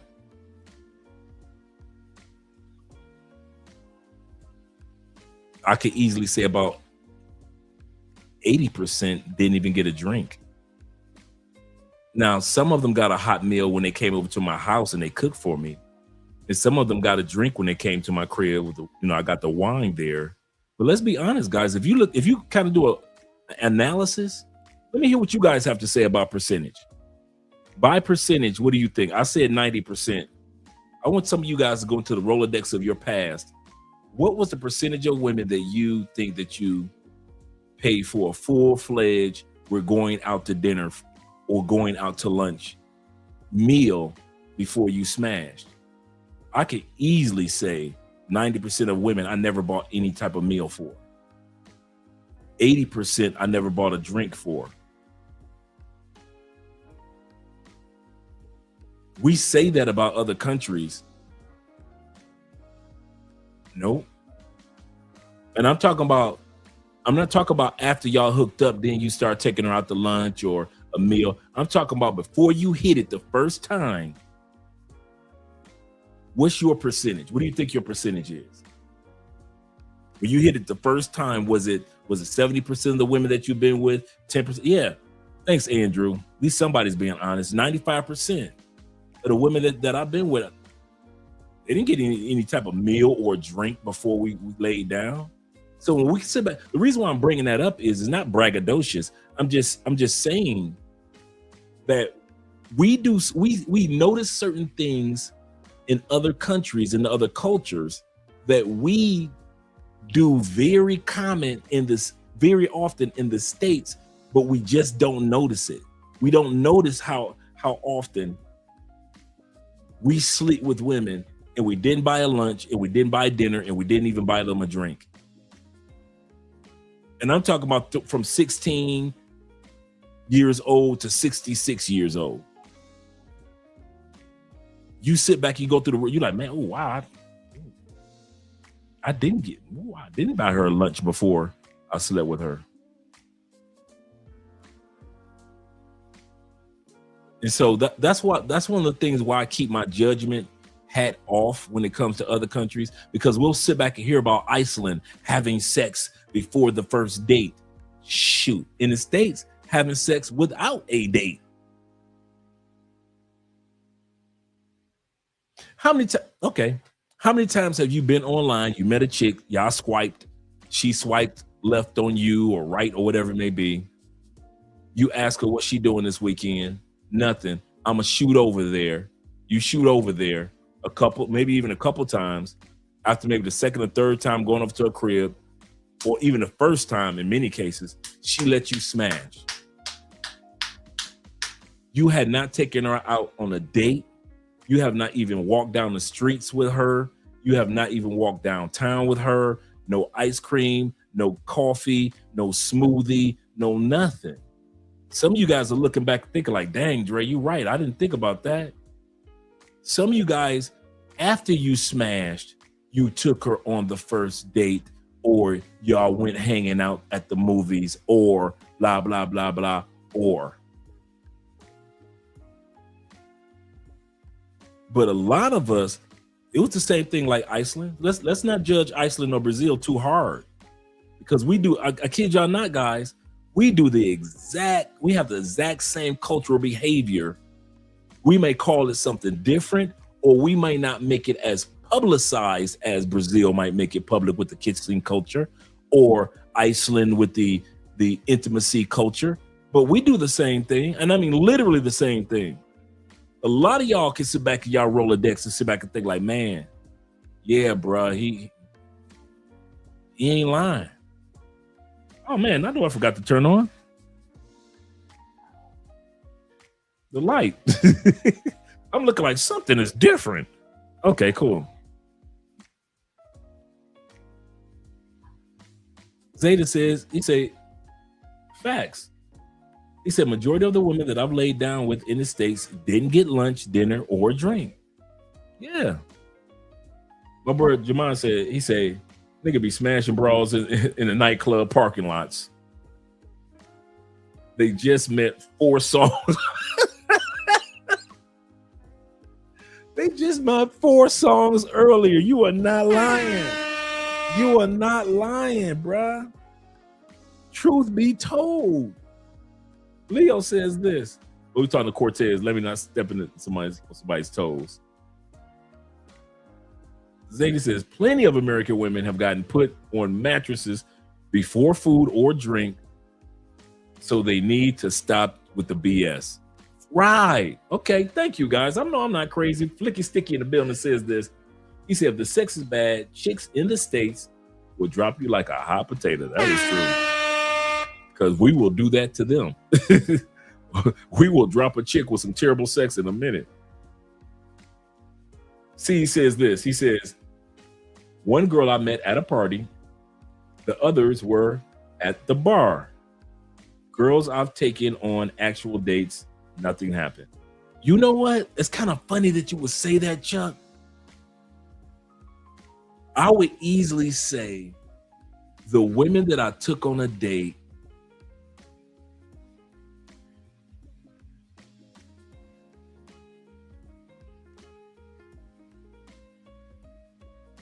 it was more like 50%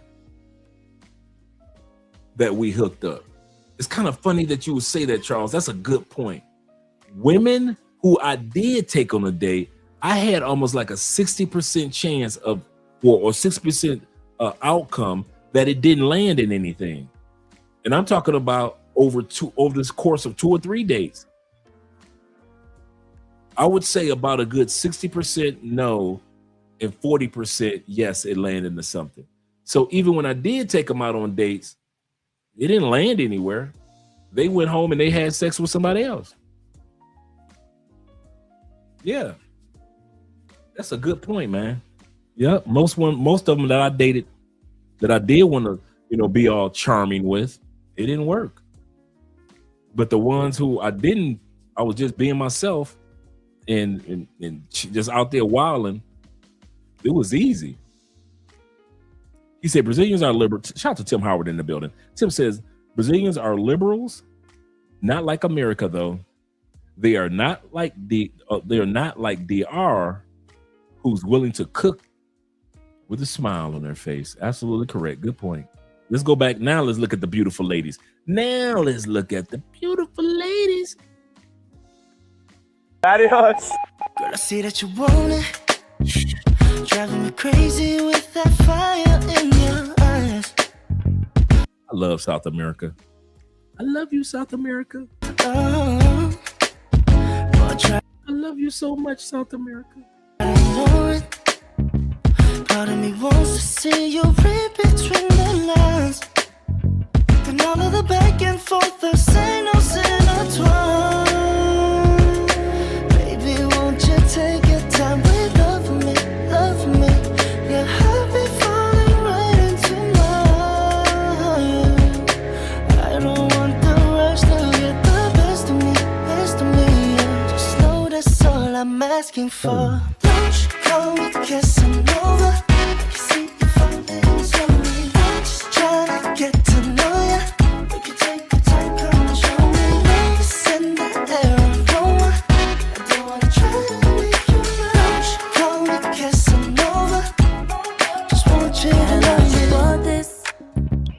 Isn't it crazy how the stars have fallen aligned? Oh, yeah. But can I be honest? I'm so afraid to fall too deep or float too high. Cause all of this chemistry, it caught me by surprise. Baby, won't you take your time with love me, love me. I promise, boy, that Yes, sir. Give me the artsy, nerdy chicks all day long. we'll be alright. I don't want the rush to get the best of me, best of me. It just makes me want you more and more. Call me Casanova.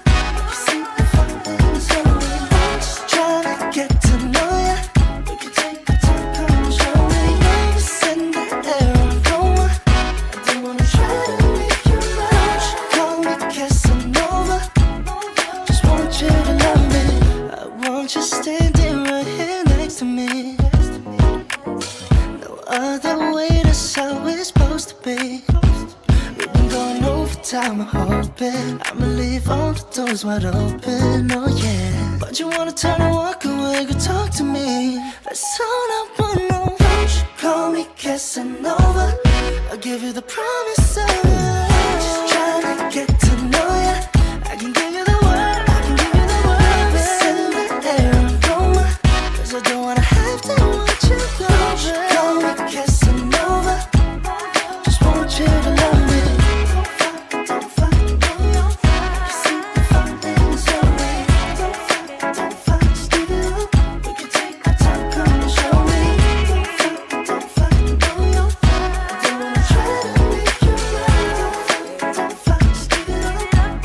Hookup culture is one. Hook up like just like, yo, like we about to do the thing, or? No, like to hook up, yeah, I guess hook up here is a broader term, but hook up like just kiss. Oh, okay. So awesome. You can be, I mean, things may have changed. Okay. Ooh, it's awesome. Yeah, yeah. Oh, hold on, I gotta hear this. He knows what I'm about to say. So there's a thing where if you're out at the club, at least back then, and you're having a good time with somebody, they'll ask you like, "Que fica?"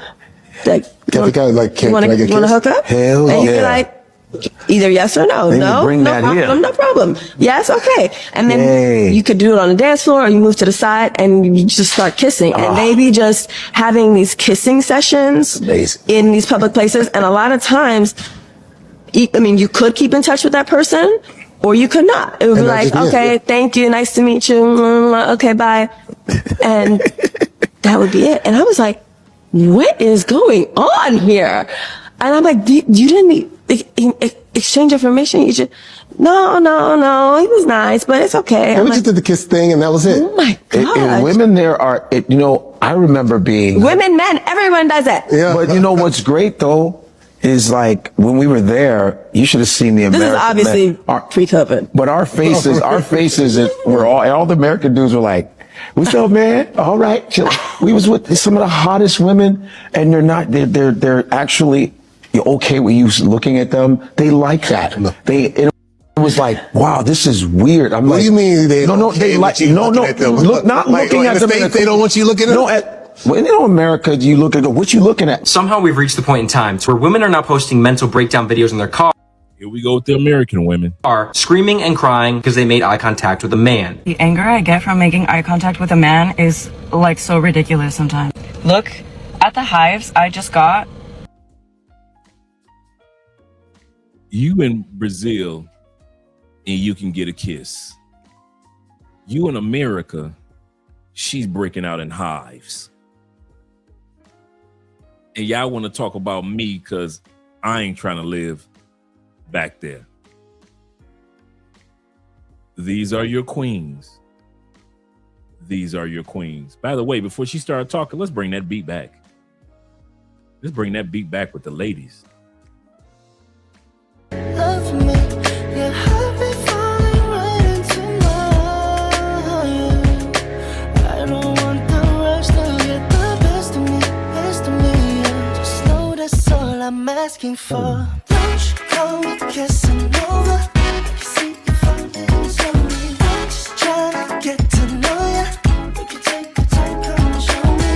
It's in the air, aroma, I don't wanna try to make you mine. Don't you call me Casanova, just want you to love me. Want this? Isn't it crazy how the stars have fallen aligned? Oh, yeah. But can I be honest? I'm so afraid to fall too deep or flow too high. 'Cause all of this chemistry, it caught me by surprise. Baby, won't you take your time with loving me, loving me? I promise, boy, that we'll be alright. I don't want the rush to get the best of me, best of me. It just makes me want you more and more. Don't you call me Casanova, I can see you falling slowly. I'm just trying to get to know ya. We can take your time, come and show me. It's in the air, aroma, I don't wanna try to make you mine. Don't you call me Casanova, just want you to love me. I want you standing right here next to me.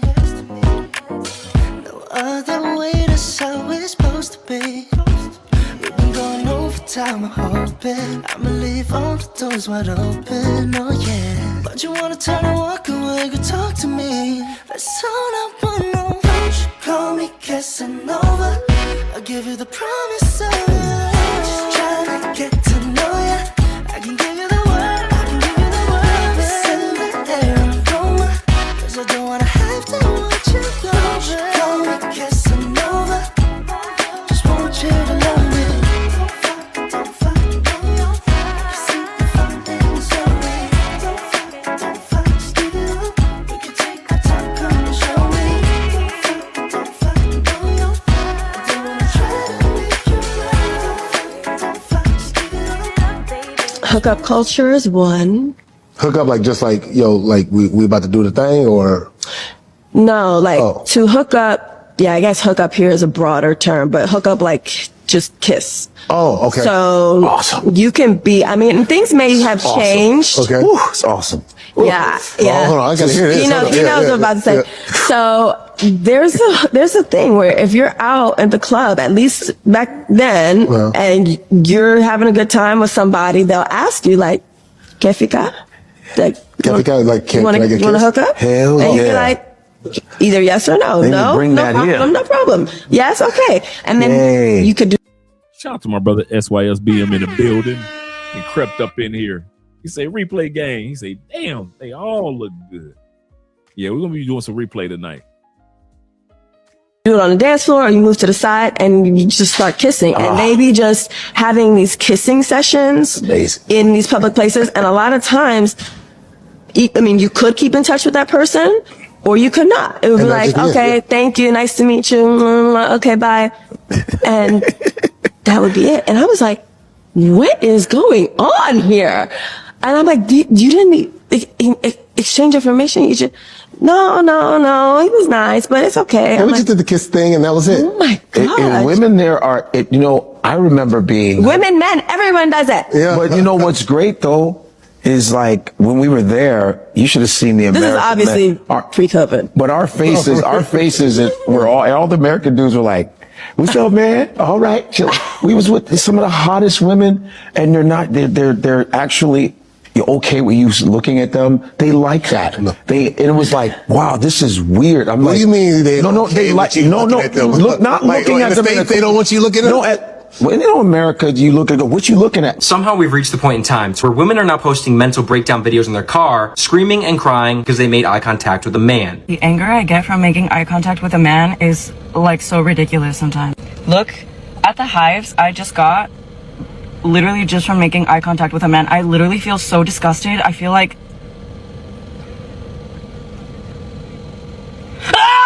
don't look at me!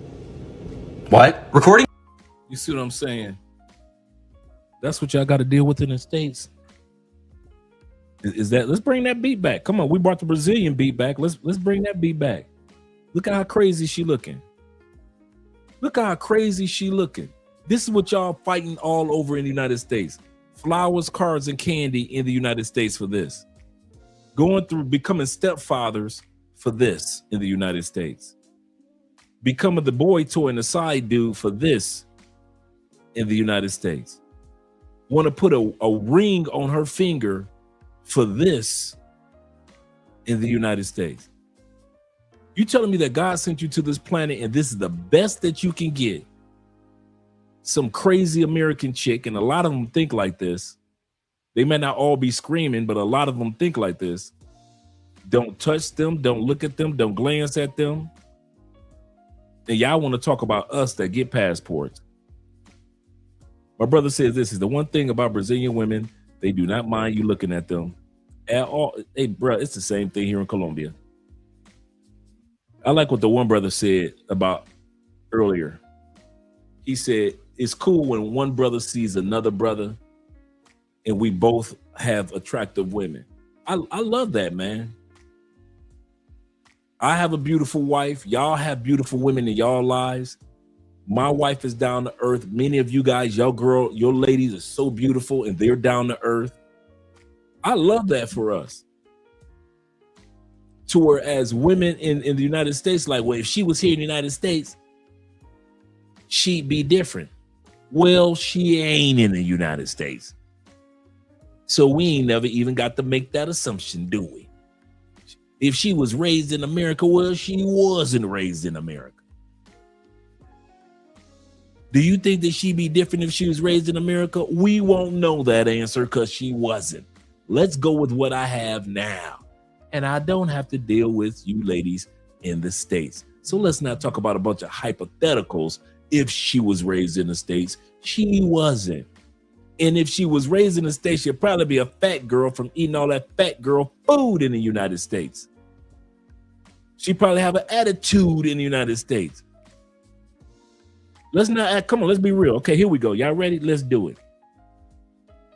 Let's not pretend that if many of our women were raised in the United States, they would look that good, they would be that fit, they would be that friendly, they would be that focused, they will be that family oriented. If she was raised in the States, she'd be a fat ass, like most of you women in the States. But if she was raised in the States, she'd have an attitude, like most of you women in the States. But if she was raised in the States, if you brought her to the States, but if she was raised here, she wouldn't be with you. I wouldn't want to be with her. I'm gonna tell you that now. If my wife was raised in the States, I wouldn't want to be with her. If some of you guys got women in your life right now, if she was raised in the States, that beautiful body that she has would not be looking like that because she'd be fat as fuck eating all that unhealthy food that's in the States. So whenever you hear women saying, well, if she was here, she wouldn't be with you, you ain't got to worry about that part, because if my woman was raised there, I wouldn't be with her big ass.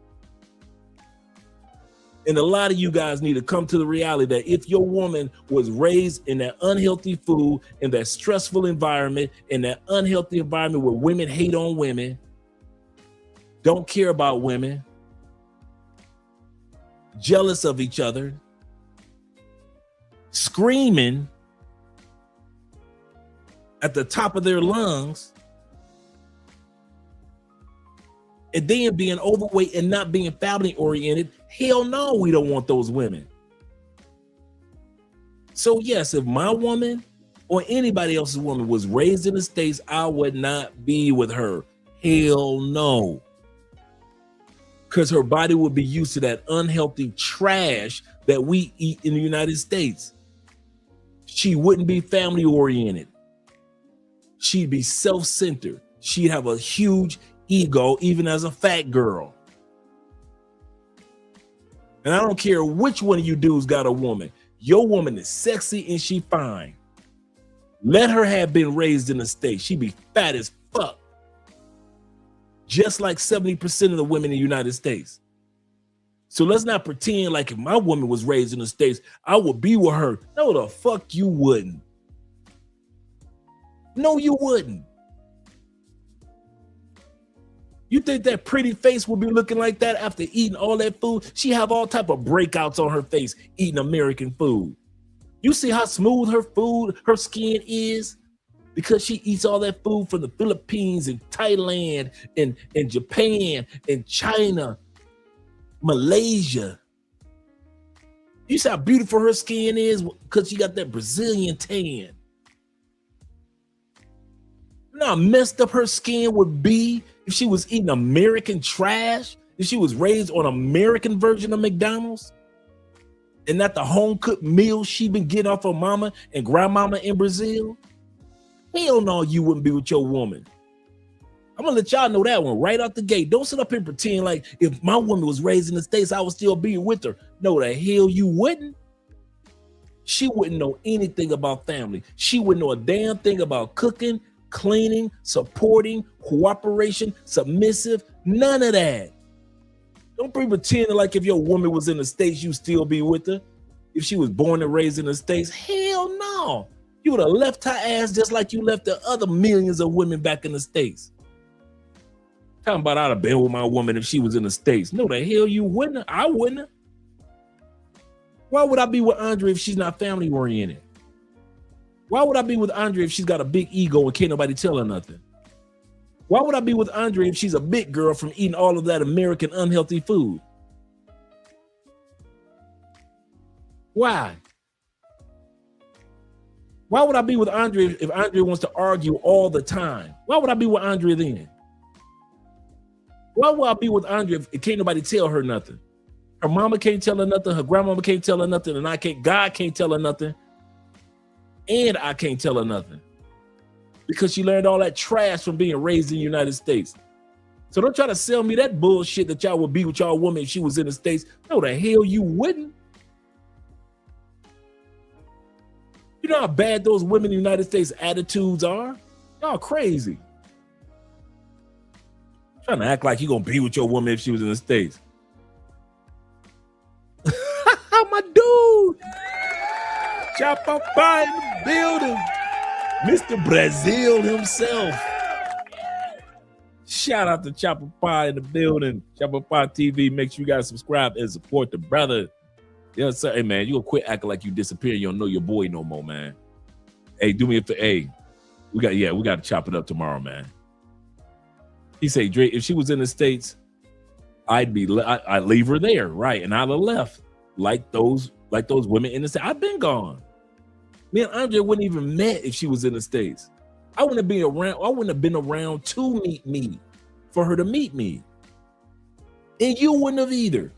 If your woman was born, I don't care how your woman is in any country, if she was born and raised in the United States, Canada, Australia, or UK, don't tell me you would even had your ass around to meet her.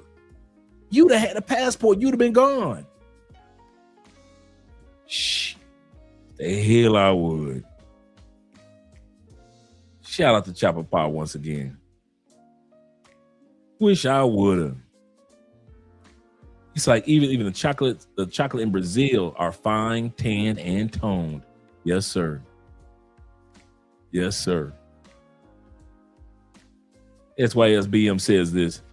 Save yourself, black men and passport bros. Leave Western women alone. Andrew Craig says this. He said, just sent you an email for this live stream compilation. That's another live stream. And that other live stream. Well, okay, let me know what that other live stream is. The one from last night. Let me know what that other live stream is. Let me know if it was from last night or the night before. And I'll send it out to you tonight, Andrew, after the show. And anybody else that's interested in getting tonight's montage of videos that I've been showing, just shoot me an email and I'll send it out to you. Yeah, she's not even good looking. Absolutely correct. And I like when I see you guys in other countries with beautiful, cooperative women that you make smile and they make you smile. I love it. I love that I have an attractive woman and you guys have attractive women and we ain't funny style about it. I'm telling you, guys, if you ever want to see us black men or even white dudes outside the United States and you see us with beautiful women, we act like it is what it is. We don't act like it's a big deal. We know our women are beautiful. We appreciate their beauty, but we appreciate even more the beauty that these women have within. I kid you not. That's what attracts us to a lot of these women. Now, I'm not talking about the guys that like scammers, pay for play, party girls. You know, that's a whole different league. This ain't that channel. But I'm talking about us grown men that like really good, cooperative, supportive women around the world. And I love seeing it, man. I love it. I love seeing us smile. And then I'm gonna tell you something that I love even more. A lot of people notice our smile.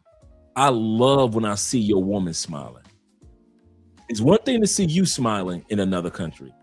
It's another thing to see your woman smiling because you are with her in that country. And the smiles be so sincere on your women's faces.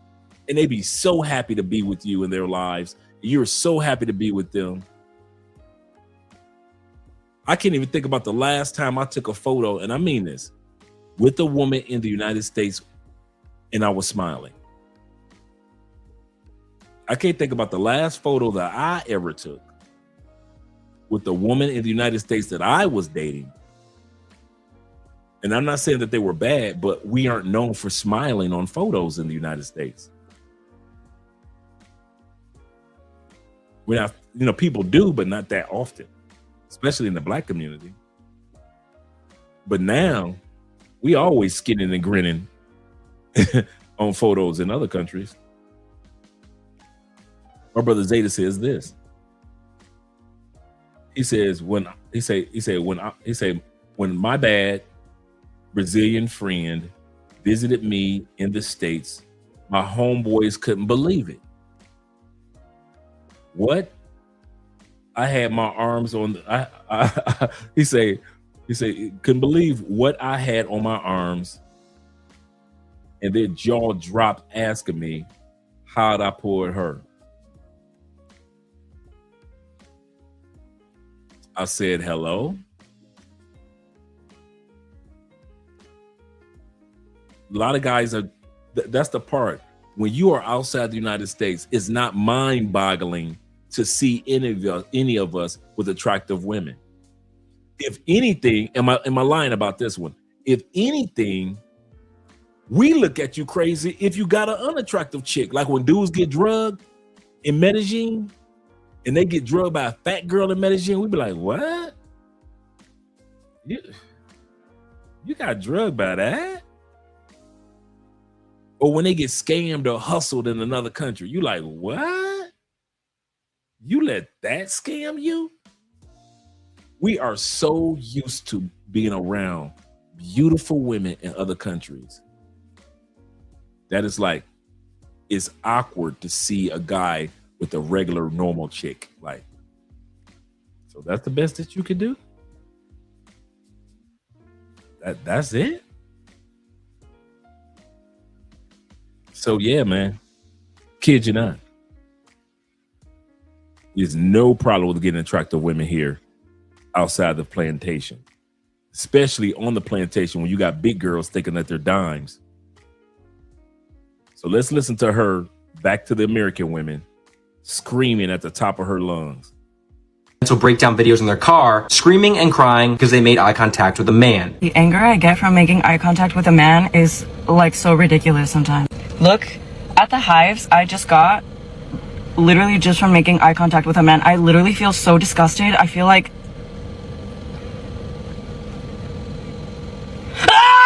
don't look at me!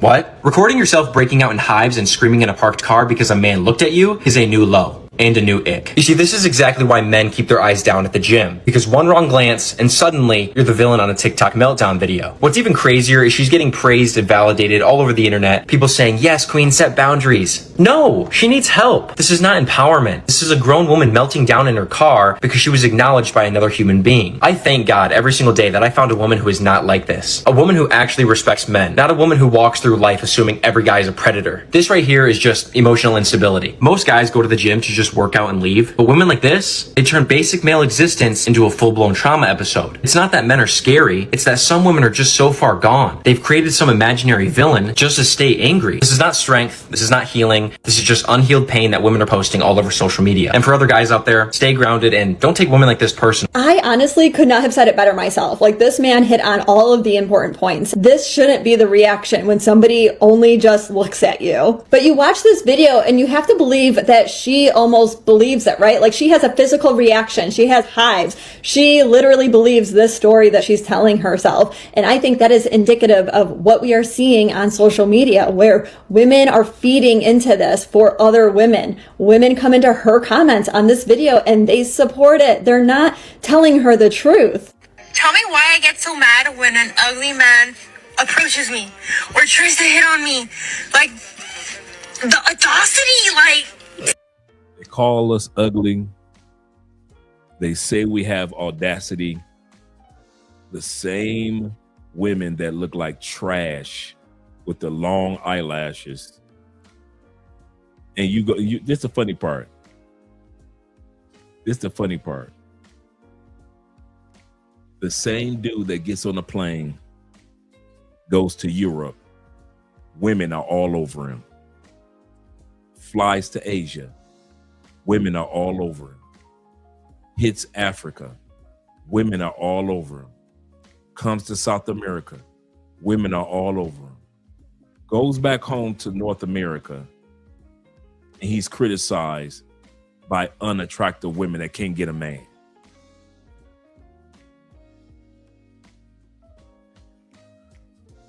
here's the part that gets me. You guys have been hearing me talk for a few years. Some of you guys think that I'm exaggerating because you haven't, traveled as much as we have. We're not exaggerating. It's nothing to get you a beautiful Polish woman, a gorgeous Italian woman, one of those sexy sisters that are from Africa that live in Portugal. It's nothing. And I mean, it's nothing to get you a beautiful, gorgeous woman in Brazil, Colombia, Peru, Ecuador, Panama, Mexico, gorgeous women. And like my brother said, when they do come see you in the States, everybody's scratching their heads like, how you pull her? Bruh, she's the norm. I told this story a while back before we go back to the video of this stupidity that we're seeing. I met a brother came down here, right? And he was dating a very wealthy female in Brazil. Beautiful, gorgeous, just gorgeous. He said, Dre, she told me she the ugly one in her family. I said, what? He said, Dre, she is the ugly one in her family, according to her. And I told this story before. So he pulls out the photo of her and I'm like, that's ugly? Very wealthy Brazilian. And he says to me, wait a second. I'm about to show you her sisters with her and her cousins at a family event. The lady's taking a photo. That brother flipped up to the next photo with her other 3 sisters and her female cousins. Bruh, I literally didn't even see his girlfriend in the photo until he pointed. All the other women in the photo were so gorgeous in her family. She was right. As fine as she was the ugly duckling. She was right. I say, bruh, I know that's your girl, but I didn't even notice that she was in the photo, bruh, until you told me. Until you told me she was in that photo. My eyes went everywhere else. It was like, wow. And she was extremely beautiful. Beauty in other countries is normal. And I love this about beauty in other countries. So now you get to focus on if she has inner beauty. Beauty in Thailand and in the Philippines is normal. It's not something spectacular that it'll take you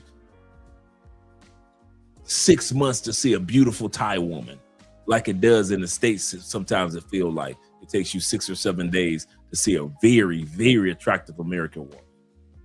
Let's be real.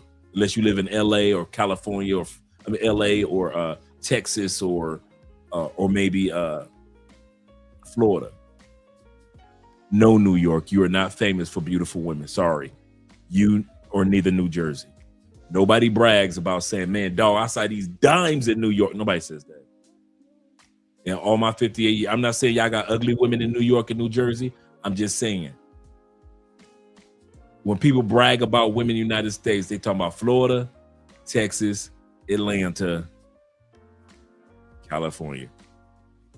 Everybody else kind of like second, third tier, Chicago, Detroit, blah, blah, blah, blah, blah, New York, Carolinas, and so forth and so forth, right? But no, New York, no, you're not among the ones that people brag about. Sorry. Let's get that one out the way. I didn't forget you. I forgot you. Okay? So when it comes to women in the United States, you'll see a beauty like every few days, every once in a while. Like real beauty that just that stuns you. In these other countries, that beauty is mom look like that, grandmama sexy like that, the daughter sexy like that, and her little shorty is a cutie.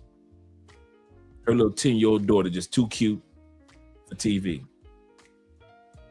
Beauty is just a part of it. So now in other countries, and I'm serious, guys, don't get caught up on the beauty in other countries. I want to say this again. Do not get caught up in beauty in other countries, because there's so much of it, you're going to easily be able to get you a hot chick. Now, since you know that beauty is that obtainable in other countries, that's why when you guys come down here and get drugged by ugly chicks in Colombia, I'll be wondering, you know how hard it is to not pick attractive pay for play and literally go and get drugged by a fat girl that's a pay for play? You know how hard that is? You had to purposely tell yourself, I am going for the most unattractive woman in Cartagena. And I am going to look past all these other beautiful women in Cartagena. You got to purposely do that. Same thing in Brazil. You got to purposely look for an unattractive woman. You cannot sit up there and be in Brazil talking about something, well, this is the best I can find. No, you did that on purpose. You find you an ugly chick in Brazil, you did that on purpose. You hunted that big girl down. You wanted the same thing you was used to in the States.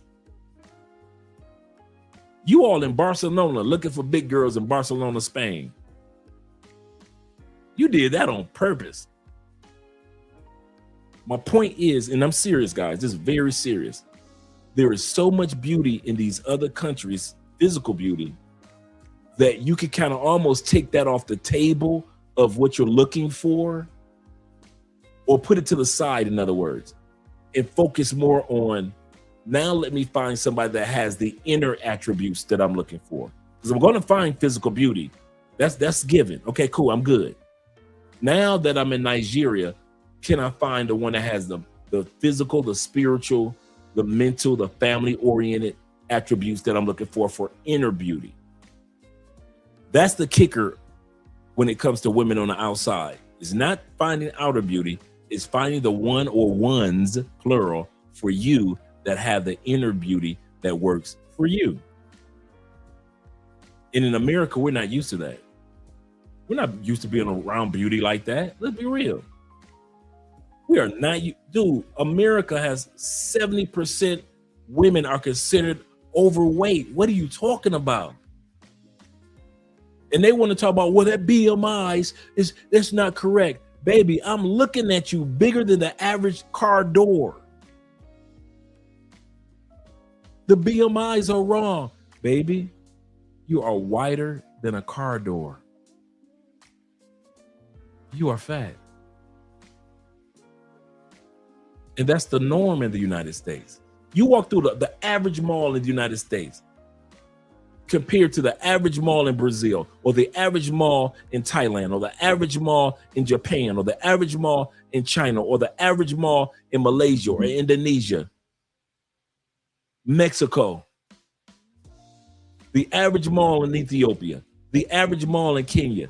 You are not going to find a bunch of hefty women walking around like you will see in the United States. Let's not do that. Let's not act like when we were teenagers and we used to go to the mall and all the girls were cute and we would get their numbers. Them days are over. You walk in the mall in the United States, you ain't gonna find number NFL draft picks, offensive, defensive line, linebackers. You're gonna see women that need to be on special teams for your favorite NFL team. You don't see women with backs in the United States about as big as lumberjacks. Let's be real, fellas. So when you guys see us with attractive women, y'all flabbergasted and y'all swear in America, he must be coming out of this money or that money. No, bruh, it's just so much beauty, physical beauty outside of America. Let's just admit it. America ain't known for the dimes, dog. You got some dudes that'll come from Britain and go to America and they'll be like, oh my God, the American women, they got the bum bum. Bruh, no. You ain't been to Colombia yet. You ain't been to Europe yet. You went from UK to United States and you think you seeing something. Ain't nobody flying to UK for their women, even though there's some baddies in UK.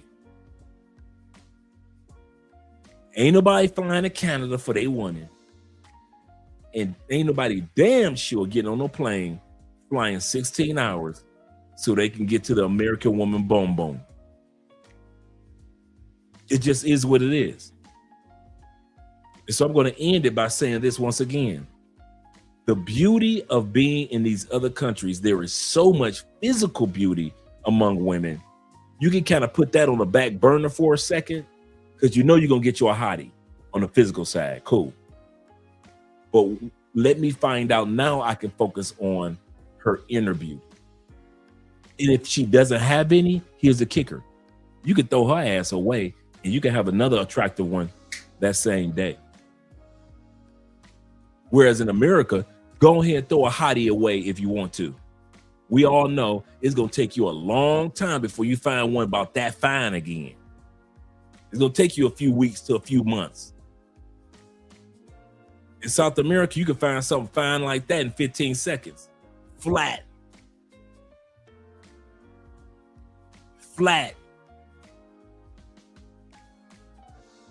These other countries, the gym stay packed. In America, you got more old people that go to the gym sometimes. Playing handball and racquetball. I just want to be honest, man. The beauty of being able to be in countries full of physical beauty, you won't have to trip on it no more. You can focus on her inner beauty to see if her inner beauty is compatible with yours. And if it's not, you can let her sexy butt go because somebody else gonna come along and be sexy as well. That's one thing that's true. Our brother Corporal says this. Shout out to Corporal S.T. Smith says this. Jones, that is. He said, America is and has been mostly known for diversity, but never the most beautiful women. Never.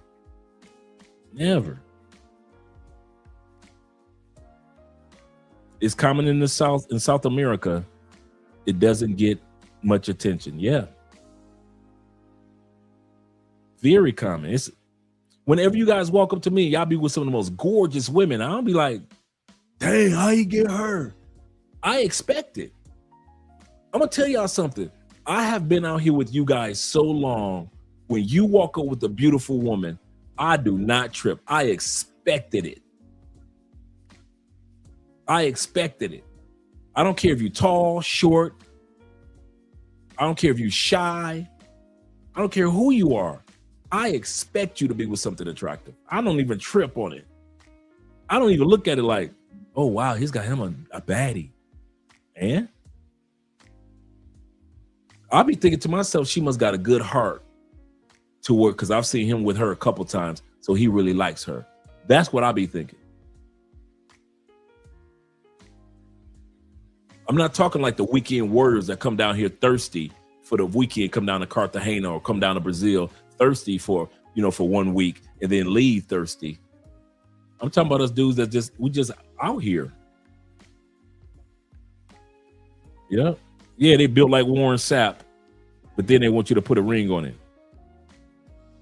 Right. Old linemen, they ready to play for the Raiders. Shout out to your renters, dude 22 in the building. We got 87 people in the building. Do me a favor, guys. We're about to head back to the video. Click that like button, like you. Make sure you like us too.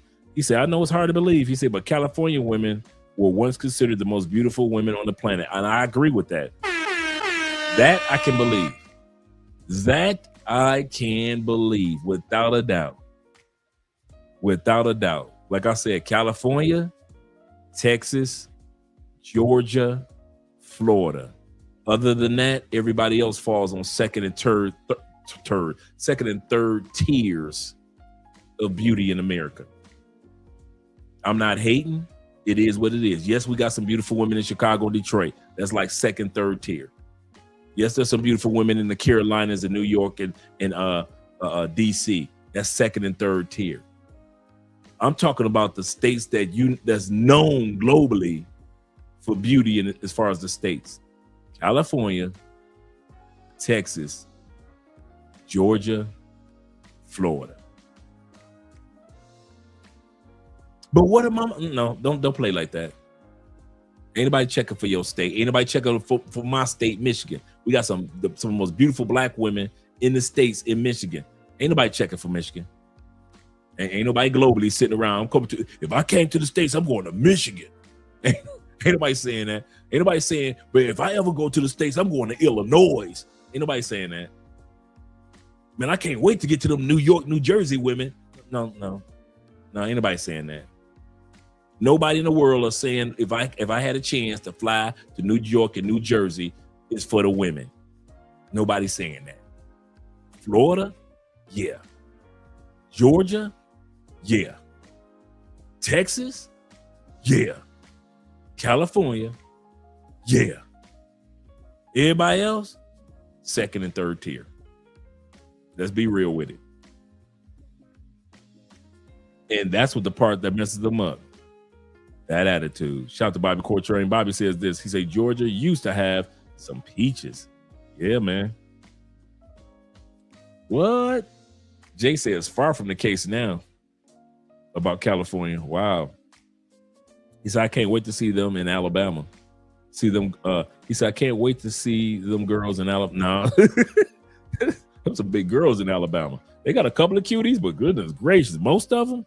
Ooh, them some big women in Alabama. I keep my mouth shut out there. Goodness gracious. But here we go back to the women with the inflated ego that women have. Let me bring that beat back a little bit. On social media, where women are feeding into this for other women. Women come into her comments on this video and they support it. They're not telling her the truth. Tell me why I get so mad when an ugly man approaches me or tries to hit on me. Like, the audacity, like, stay in your lane. Stay in your lane. Who's gonna tell her? Who's gonna tell her that these men that are hitting on her are absolutely her lane? The majority of women shoot outside of their league because they think that they're more attractive than they actually are. Like, let's be for real. All of us are average. There's a very slim percent of people that are just naturally attractive. This woman, for instance, take away her filter, even in this video, take away her lashes, her lips, all of the things that you can tell that she was insecure about, take it all away and then see how she feels about that inflated ego that she's fucking putting out into the universe. I love how women are so comfortable getting on the internet saying medium ugly this and talking shit about a man's looks, but the reality is that the majority of women's looks can be removed with a makeup wipe. And then you follow it up with this shitty personality that you think that you deserve like a hot man when you have a shitty personality. Men are stepping away from all of this bullshit because they're picking their piece over these women with these inflated egos. And the funny thing about it is that these sense of inflated egos is all fucking bullshit because you get to know these women and they're the most insecure women. They think they're fat. They think they're ugly. They want a bunch of plastic surgery. So they talk shit about these men because it's basically just a projection about how they feel about themselves. And at the end of the day, the reason why their relationships don't work is because they're too hyper-focused on attractiveness and not about how people are actually treating them. Okay, bye. Shout out to our brother being in the building. Our Canadian brother. I told this guy where I was from. He said, oh, Canada. Shout out to Black Nubian in the building with the $2 love. And shout out to my brother T-Mac with the $5 in Bitcoin over on the Cash App, as well as T-Mac with the $10 love over on the Cash App. Appreciate you, brother. Yes, sir. We got 91 in the building. Make sure you guys click that button, that like button if you don't mind. Thank you very much, gentlemen. Only takes a second. How is it that I look like this today, yet no man wants me to be his girlfriend? Is this a serious question? Because women just went from saying they rather pick a bear over a man. So why the hell would men approach you or even look in your direction? But not only that, so many women have taught men over the years that all men are predatorial, so the good men of the world gave up. And it's so funny because women will constantly say that men don't listen, but now that men are listening, y'all are wondering where the good guys are at, why they don't approach you anymore, and why men are just simply not interested. And why the hell would they be interested? They don't know if they're going to be the next subject of all men are trash content on social media. They don't know if they're going to be accused of doing something they didn't do. They don't know if they're going to be used for dates. They don't know if they're going to be manipulated and then called a narcissist. And in this particular video, she's also asking why didn't they approach her because she looks the way that she looks. But the bottom line is most women are basic. There's nothing special to them. We all look the freaking same. So yeah, you actually have to come with more than just your looks. You actually need a personality nowadays too. Okay, bye. This guy comes up to me and he's like, da da da da, and I can't hear him because I have my earbuds in, but I think he's trying to holler. But low key, like, I need the validation. And so I'm like, what? And he's like, I said, damn, Ma, you bad. She said she wasn't trying to listen, but low key, she needed the validation. She wasn't trying to listen, but low key, I'm going to bring this back. She wasn't trying to listen, but low key, the only reason she took her earbuds out of her ear because she needed the attention and the validation. She could care less about the guy that was giving it as long as she was receiving it. Yeah, you actually have to come with more than just your looks. You actually need a personality nowadays too. Okay, bye. This guy comes up to me and he's like, da da da da, and I can't hear him because I have my earbuds in, but I think he's trying to holler. But low key, like, I need the validation. And so I'm like, what? And he's like, I said, damn, Ma, you bad. Thank you. Thank you. He was like, are you good? I was like, you don't know how much I needed that. It's been a rough week. There's a lot of women out there in the States like that. Because we don't speak to them as much as we used to, guys. A lot of these women are hungry for validation. Hungry for validation. Shout out to Ronin Travelers once again. Yes, sir. Hungry. Shout out to Reek also once again. Like, well, you bad girl. Keep your head up, queen. I feel like catcalling gets a bad rep, but like, I like it. I need to step outside and someone go, damn, are you bad? Like, I would like that every day. You know, sometimes it happens here. That's but it was such, and it wasn't even the freedom in Brazil. It's like they're okay with their bodies. They're okay being in. That is a huge thing. And what do you mean? Cam, I mean, you know, for 30 seconds, I don't give a damn about football right now. How was Brazil? I mean, I just want to know. I ain't never been there before. I just want to know, how was the Caribbean halftime? You know what gets me, man? As I was making this clip, I'm going to bring that little part back with Stephen A. Smith. It just amazes me how you got guys with all this money and they can go anywhere and do anything, but they refuse to leave the plantation. Stephen A. Smith could take a break at any time and travel the world, or just go to Brazil. But these dudes refuse to leave the plantation, and I never understood it. I can't believe that Cam Newton is just going to Brazil. Keith Sweat, a couple years ago, started coming to Colombia. You know, it's just so many entertainers that are finally leaving the United States as far as at least visiting.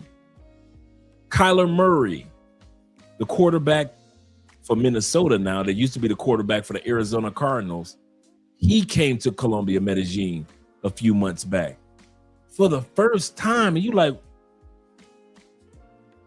yep, they love that soil on Mr. Gilmore's plantation. Mr. Gilmore, good white folk. Him good white folk. That's why y'all don't go anywhere. Cause Mr. Gilmore, good white folk. We ain't gonna never leave Mr. Gilmore, Mr. Shuttlesworth land. We never leave Mr. Shuttlesworth land. Black people always talking about we's sick. We's built this country called America. This Oz country. This we's country, because this good soil, this good land. We sick, boss? We sick.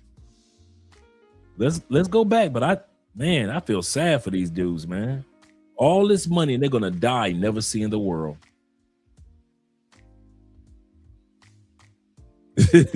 I know, right? It's a mindset thing. It's a mindset thing. About football right now.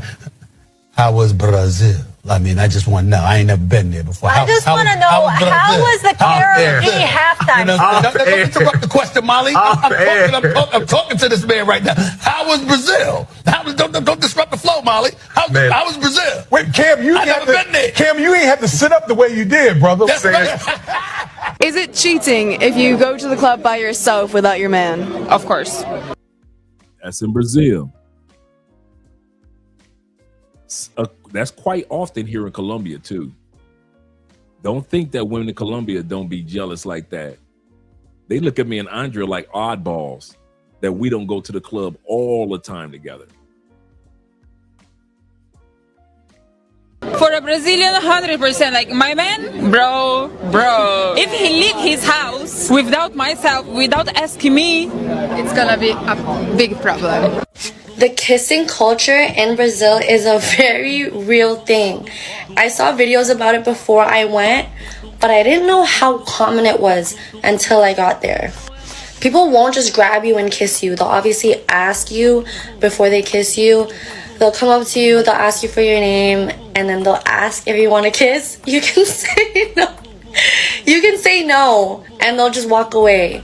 But I've seen people literally go up to somebody, ask, they'll just kiss, and then that's it. They won't even exchange Instagrams, any socials. They'll just make out, and then they'll just walk away. I honestly could not, because I feel like I would be sad. I would be so sad. Like, what do you mean we just kissed and you're about to kiss somebody else? Yeah, no, but if you're into that, you would have fun. You would have so much fun in Brazil. Cultural phenomenon here in Brazil that has absolutely shocked me to my core, and that is the Brazilian kissing culture. If you are unaware of the Brazilian kissing culture, is unlike anything I've ever experienced. It is as easy as locking eyes with somebody and then you just make out. Everyone's making out. The PDA here is just insane. You don't even have to know their name. No talking involved besides the word beijos, and then it's consensual, obviously. No one's gonna come and shove their tongue down their throat, but it is very common to make out with multiple people in one night. About the 3-second rule? Yeah, I do. I've avoided it about 4 times so far. What? Tell the viewers about the 3-second rule. The 3-second rule is simple. You're gonna walk around. A girl's gonna look at you. 3 seconds. 1, 2, 3. Invitation to kiss. Right, this is the actual cost of living in Rio as a digital nomad, not the touristy version, but from someone that's been living here for the last 4 months. It's like every single content creator will show you the beach, what cafe to go to, and Christ the Redeemer, which is literally on that mountain right there. Alright, so Rio is probably one of the most misunderstood cities when it comes to cost of living. I, for one, thought it was going to be really cheap. It isn't. Once you add up the flight, Airbnb, food, and I haven't even mentioned going out yet. Rio is the most expensive city that I've ever lived in, and I've lived in a lot of cities. But do you want to know what it is? The reason why I still stay here and I still love living here? Because it is literally worth every penny to be here and to be able to call this place my home. Alright, so for an Airbnb that's actually decent, it's going to be at least $1,000 a month.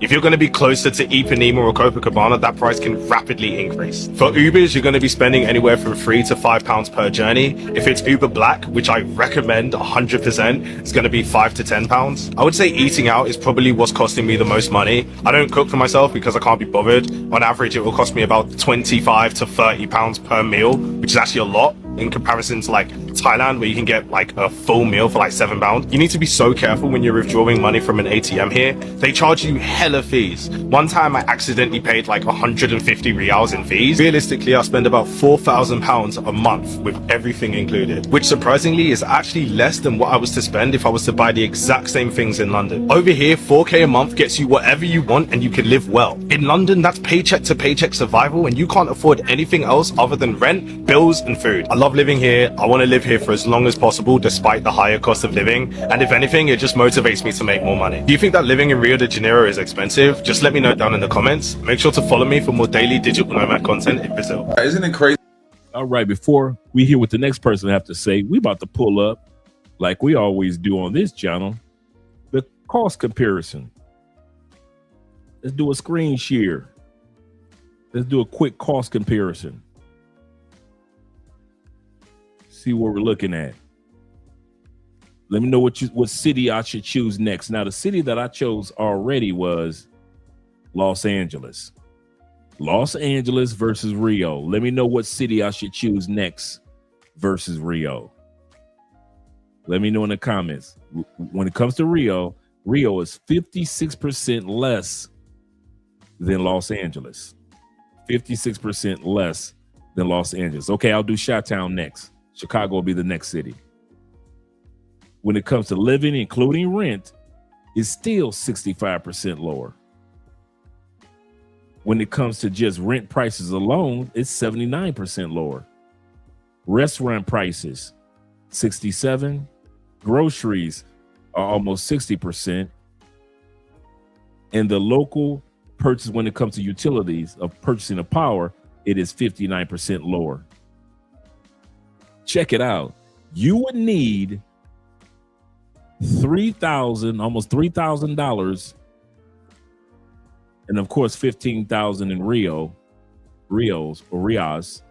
but $3,000 in Rio just to live the life of $8,700 in LA.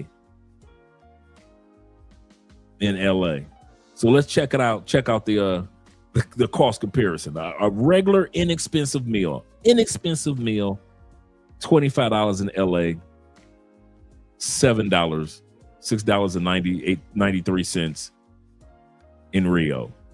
A meal for two, of course, without the drink. What?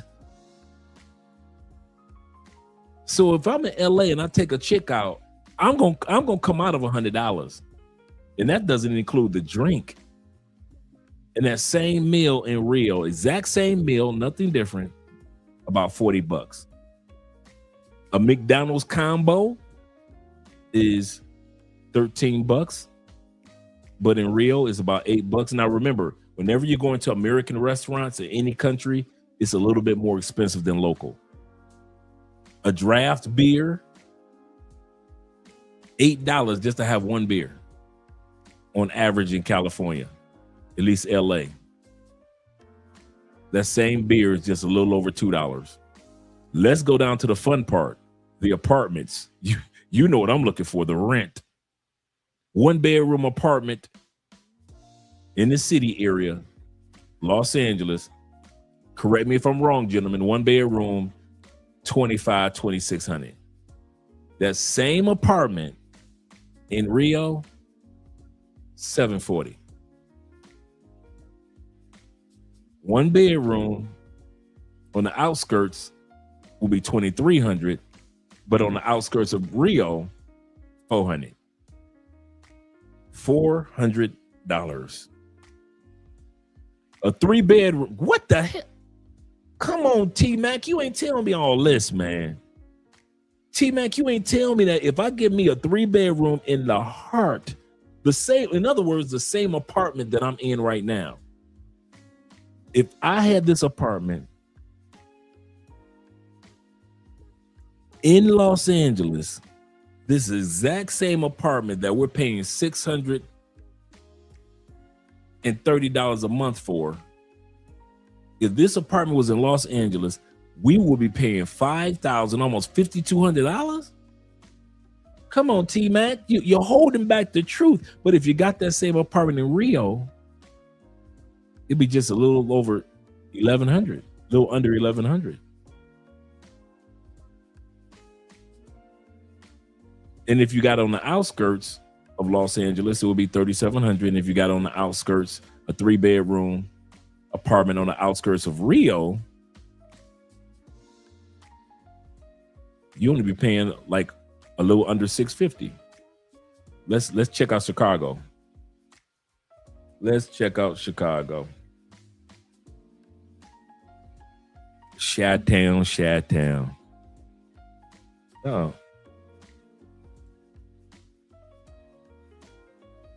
There we go. Chicago, Illinois. All right, here we go. Compared to Rio. Man, Chicago has gotten expensive. Goodness gracious, Chicago is no better than LA. You got a better bang for your buck in LA than you got in Chicago. Only 60% lower. Rent prices are 75% lower. Almost 76. Your restaurant prices are only 55% lower. And your utilities are 69, almost 70% lower. Let's check out the food. Okay, $20 for an inexpensive meal in Chicago. Chicago style pizza will only be $7 in Rio. A decent dinner for two, $80, but you're only paying $40 in Rio. A beer in Chicago, $7. But Chicago looks like it's no better than LA. Let's scroll down to the apartments, because all of this right here that I'm scrolling past is transportation, like on the train system, taxi costs in regards to miles. So we're not looking for the gas taxi costs. Monthly gym membership. Goodness gracious. Depending on what gym it is you go to. Child care. That's the crazy part. This is private school. Oh man, I never even thought about this. Private schools on an annual basis in Chicago, almost $30,558. That same private school is only $13,000 a year. Wow. And this is an international private school.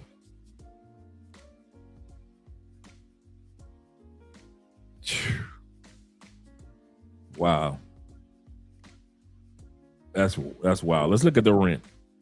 1 bedroom in Chicago. Damn. Chicago, I love you, Chicago, but I might not be coming back there. $2,400 for a 1 bedroom? Dang, Chicago. Put the gun away. In Rio, it's only $740.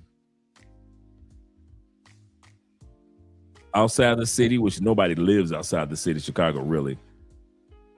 $1,600. Outside of Rio, $400. 3-bedroom in Chicago, $4,800, almost $4,900. You might as well just round it up to even $5,000. And like I said, only $1,100 in Rio. But outside the city of Chicago, $3,000. And it's only $650 in Rio. Goodness gracious. Let's do one more city. Let's do one more city. International Quiet Storm say, Dre, I recommend, he say, may I make a recommendation? Do a part 2 and get El Guapo to pick his brain. I know, right? Yeah. That will be a good idea. His consultation with me was on point. You know what? That will be a good idea. Okay, we got a couple cities in here. We got Chicago, we got Washington, we got Atlanta. He said, don't let the restaurant be by the beach. That's a good point. Okay, we'll do Atlanta and Washington. We'll do those last 2 cities. Let's do Washington real quick. Let me move myself out the way. We'll move the message and move myself out the way. Let me move me out of the way. And let's go to And we can choose any city in the world, guys. Let's go to Washington. Washington, D.C. Okay. Washington looked like it's the same amount as yep, the same amount as LA, just about the same amount as yep, just about the 75% lower as far as utilities. Looks like it's the same amount basically. The meals are 28. Chicago was 20. Washington is 28. Ooh. Now, when it comes to meal for two, that was more expensive than LA. LA was 100. DC is $115 just to take a chick out to eat. Man. $39 in Rio. Remember what I said, that American foods, American restaurants or brands, they're always a little bit more expensive in other countries. A beer is $8 just like LA, and it's only $230, $240 in Rio. Let's scroll down. Look at the apartments right here. Okay, $2,700 for one. Man, y'all getting robbed in the States. Goodness gracious. 20. Goodness. I'm trying to wrap my mind around these apartment prices, bro. This is crazy what y'all pay. Like I said, I've been gone almost a decade, so it wasn't like this when I left. When I was in the shop, man, you get a 15. I kid you not, you can get a 1-bedroom in a nice area for $1,500. $750 in Rio. A 1-bedroom on the outskirts is 21, almost 2,200. For a 3-bedroom, they are not playing. For a 3-bedroom, almost $3,400 in Chicago. For that same $1,100 3-bedroom in Rio.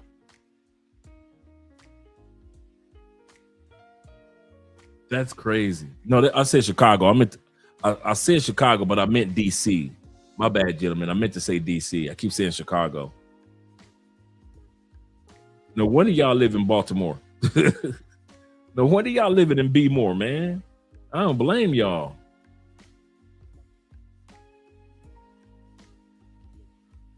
Just to live on the outskirts of DC, you're gonna still pay $4,300 for an apartment that in another country you can get it for $650.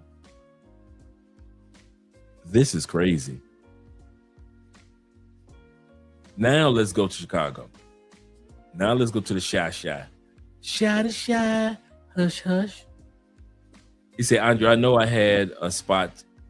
He said, Andre, I know I had a spot on the Ringlingville for less than $1,200 back in the day. I know, right? Let me drop the link to the website. Let me drop the link to the website so you guys will see it. This is the website. This is what it's called right here. And I'm going to drop the cost of living comparison section.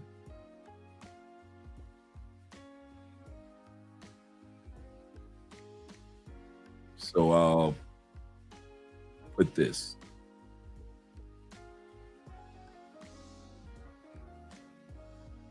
And they keep this website updated. We've been using it for a few years on this channel. So let's go to Chicago. This will be the last one we'll do tonight, right here, Chicago. Let's check out Chi-Town. I think we already did Chi-Town. What other city? Oh, Atlanta. That was the last one we want to do, Atlanta. That was the last one we want to do. Looks like ATL is the same thing. Remember that Washington, D.C. was 75. So like 75.3 for utilities. Atlanta's 74.9, no difference. Same price for the meal. Instead of paying 115 like Washington, D.C., you pay 105. Atlanta, no wonder they try to drain you dudes for a date. One date with a chick, you coming out of 100. Man, listen. Yeah, I wouldn't be dating in Atlanta for the same $40 meal. Let's scroll down to the apartments. Here we go. 1-bedroom apartment in Atlanta, a little less than $2,000 for a $740 apartment. Outside the city, it's $1,500, not too bad. But it's $400 if you're in Rio. Just imagine you living in Rio. You're living in Rio, one of the most beautiful, exciting cities in the world. And you only have to pay $400 for a 1-bedroom. But if you get a 3-bedroom in Atlanta, you coming out of $3,558. Man, goodness gracious. For $1,100 bedroom. And if you're on the outskirts of Atlanta, you're still coming out of $2,000, about $2,200 for an apartment that is $650 on the outskirts of Rio. So let's compare. Cali, Colombia, of course, we already know. Rio is a little bit more expensive than Cali, not too much more. Atlanta, you gonna come out some money. Washington, D.C., you'll come out some money. New York and Chicago, yeah. Prague, you're gonna be all right. Sydney, Australia, it's up there. It's twice the amount of Rio and Cali. In London, yeah, that ain't gonna work for me. The average salary in Atlanta, $5,100, almost $5,200 a month, right? The average salary that's needed in Rio to $500, almost $550 in Rio. Man, that's crazy. So let me drop this link one more time.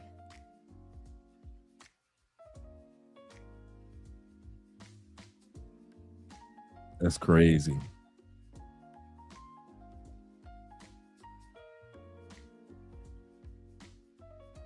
There you go.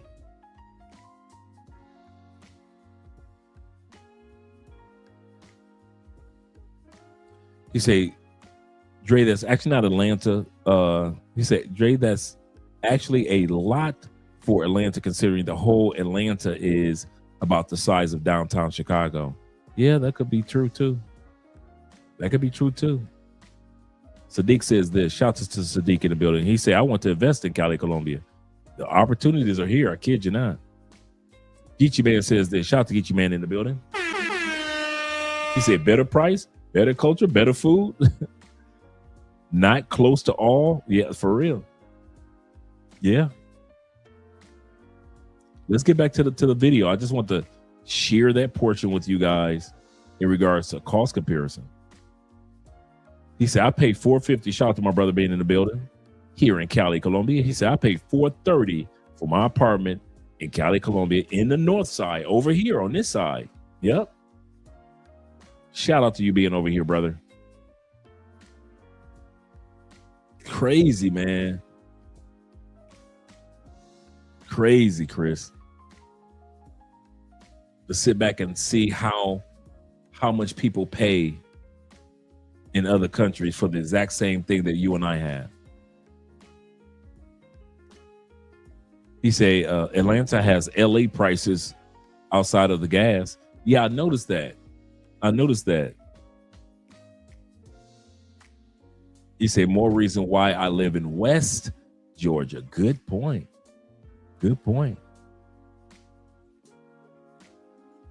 He said you didn't factor in the gringo taxes in Brazil. No, I didn't do all that yet. I just kept it as even as possible. That's a good point. Mr. 007 says this. He say, I gotta still do. He say, I gotcha. He say, I still don't see them behind members only. At least not at all on the videos. Yeah, man. Let's scroll down. Make sure I got everybody up. Let's go back to the video. I just want to share that with you guys. We live in the States and like, you know, everything is like low key overpriced, but you could live a high quality life in different countries and live your best life, eat the best food. When I went to Brazil, when I went to Rio, literally I asked somebody, I said, how much USD a month would it cost to like have it your way and live the best life? And they were saying 5,000 a month. If you make 5,000 USD a month in Rio, in Brazil, you're good. Yeah. You can do everything. You're gonna have a nice place. You could eat the best foods. You just live the best quality life off $5,000 USD a month. And Rio is actually beautiful, so you could like literally live on a beach. Let's have wage. Minimum wage? The minimum wage. $100. No, $200 is the Brazilians receive $200 on the month. Work 8 hours per day, 6 days on the week. Wow. Some Brazilians make $200 a month, 8-hour days, and just like here in Colombia, they work 6 days a week. Yeah, that's King 68. Yep, the brother that was just talking. Yep. And happy best friend. So Here's how much it costs to live in Brasilia, Brazil. Average salary, $14,552. Income tax, including Social Security and personal income tax, $2,879. Average rent, $4,056. Utilities, $784. Food, $3,144. Transportation, $1,584. And now do realize he's giving calculations for the whole year living in Brazil. Total expenses, $12,440. For your expenses living in Brazil. $8 or 85.54% of average gross income. Where are you from? Brazil. So how much money do you think someone need to earn every month to live a comfortable life in Brazil? In Brazil, in the city that I live, maybe 6,000 reais our coin, right? I think if we convert to a dollar, it's something like $2,000. And how much do you think people can pay for rent there? Okay, in the region that I live, something like 2,000 reais, something like $400. And how much do you pay for groceries stuff every week like that? Groceries are like lunch and everything like food. Maybe 300 reais, like $8. No, a week. I'm sorry. Yeah. How hard is it to survive in Brazil? I think depends on the region, like the state. We have some regions there that are very dangerous. The people that have less money. So I think we have this reality that it's very unbalanced because the people that need to work and the country is very difficult to get a job. What is so special about Brazil? I think our culture, our nature, because our culture is made of a lot of different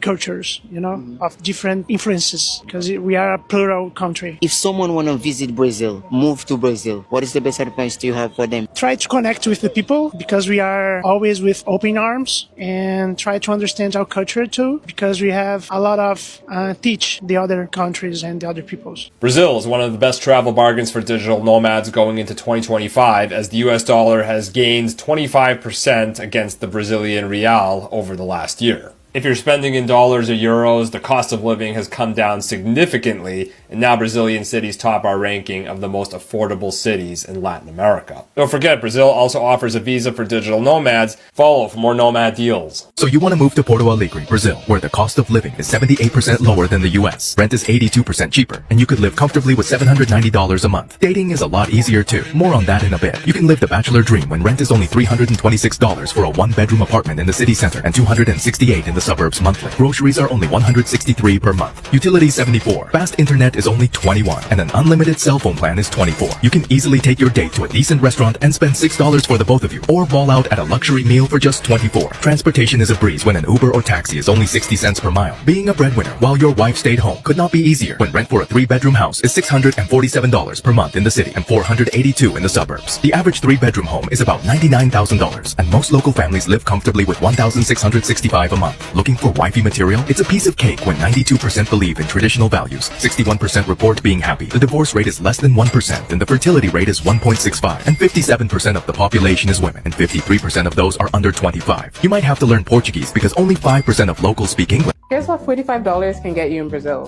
and let me know if you can get more for less where you are. Half a watermelon for $1.33, mangoes for 97 cents, sweet potatoes for $1.64, carrots for 37 cents, an onion 10 cents, broccoli $2.40, strawberries $1.19, a red pepper $1.31, zucchini 41 cents, green beans $1.40, 3 bunches of kale $1.60, pack of fish $3.18, ground beef $5.38, cottage cheese $3, chicken drumsticks $3.20, 2 boxes of milk 90 cents per box, so $1.80 total, black beans 69 cents, brown rice 90 cents, popcorn 76, vinegar 40, salt 76, sweet chili 140. This yogurt drink thing for $3.20. Soy cleaner $2.56. Vinaigrette $1.92. Oranges for 29 cents. And last but not least, 2 boxes of tea for $1.20. All of this for $45. Even though she got a good deal for $45, you notice you could tell she's American based off of how she shopped. You could tell she's American based off of how she shops. A lot of stuff that she gets, you could tell she's American, because a person from South America, half that stuff wouldn't have even been bought. That bagged fish, that bagged fish wouldn't have been bought. They would have went to the fish market and got fresh fish that was cut up for a better price than that. She just pulled out the kind of like chopped salad. No, they wouldn't have did that. They would have just went and got to the farmer's market and got fresh vegetables and chopped their own salads up. A lot of stuff that I saw that she had, I was like, Brazilians don't, or people in South America that I know, everything is not bagged and already processed. Like some of the stuff that she got. She got a good deal for $45, but shout out to our brother with his live stream. Make sure after this live stream we go support him. Shout out to Chaos Reigns. Let's continue on. Hey y'all, time to introduce you to my apartment in Brazil. Keyless entry, clutch. This is the kitchen area. Has everything you need. Full fridge, microwave, electric oven, gas stove. Absolute money. Perfect. Here's the bedroom. Perfect big bed, air conditioning, Wi-Fi's everywhere. A maid comes 3 times a week to clean, which is awesome. That's included in the rent. Bathroom is amazing. Shower is humongous. Steaming hot water even though you don't need it.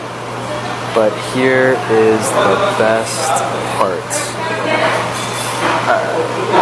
So blessed. So fucking lucky. Little chill area to the $650 right off the beach. Yep, made 3 times a week. $650. Let's bring that beat back for that apartment. Let's bring that beat back for that apartment. I didn't see this one to the end.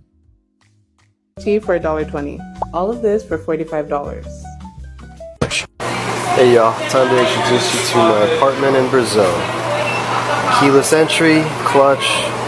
This is the kitchen area. Has everything you need. Full fridge, microwave, electric oven, gas stove. Absolute money. Perfect. Here's the bedroom. Perfect big bed, air conditioning, Wi-Fi's everywhere. A maid comes 3 times a week to clean, which is awesome. That's included in the rent. Bathroom is amazing. Shower is humongous. Steaming hot water even though you don't need it.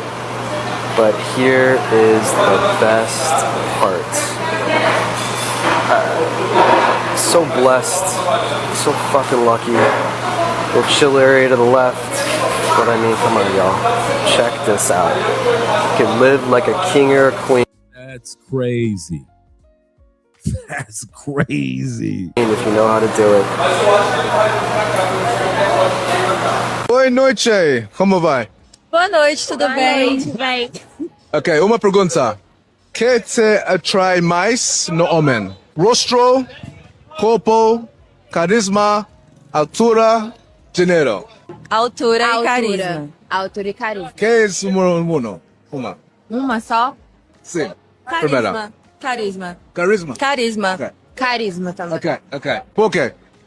Eu acho que é importante ter uma personalidade forte, mas que é fácil de lidar com as outras pessoas também, no ciclo social, assim. Eu não gostaria de estar com uma pessoa com a cara fechada o tempo inteiro, sabe? Não é legal, assim, é chato.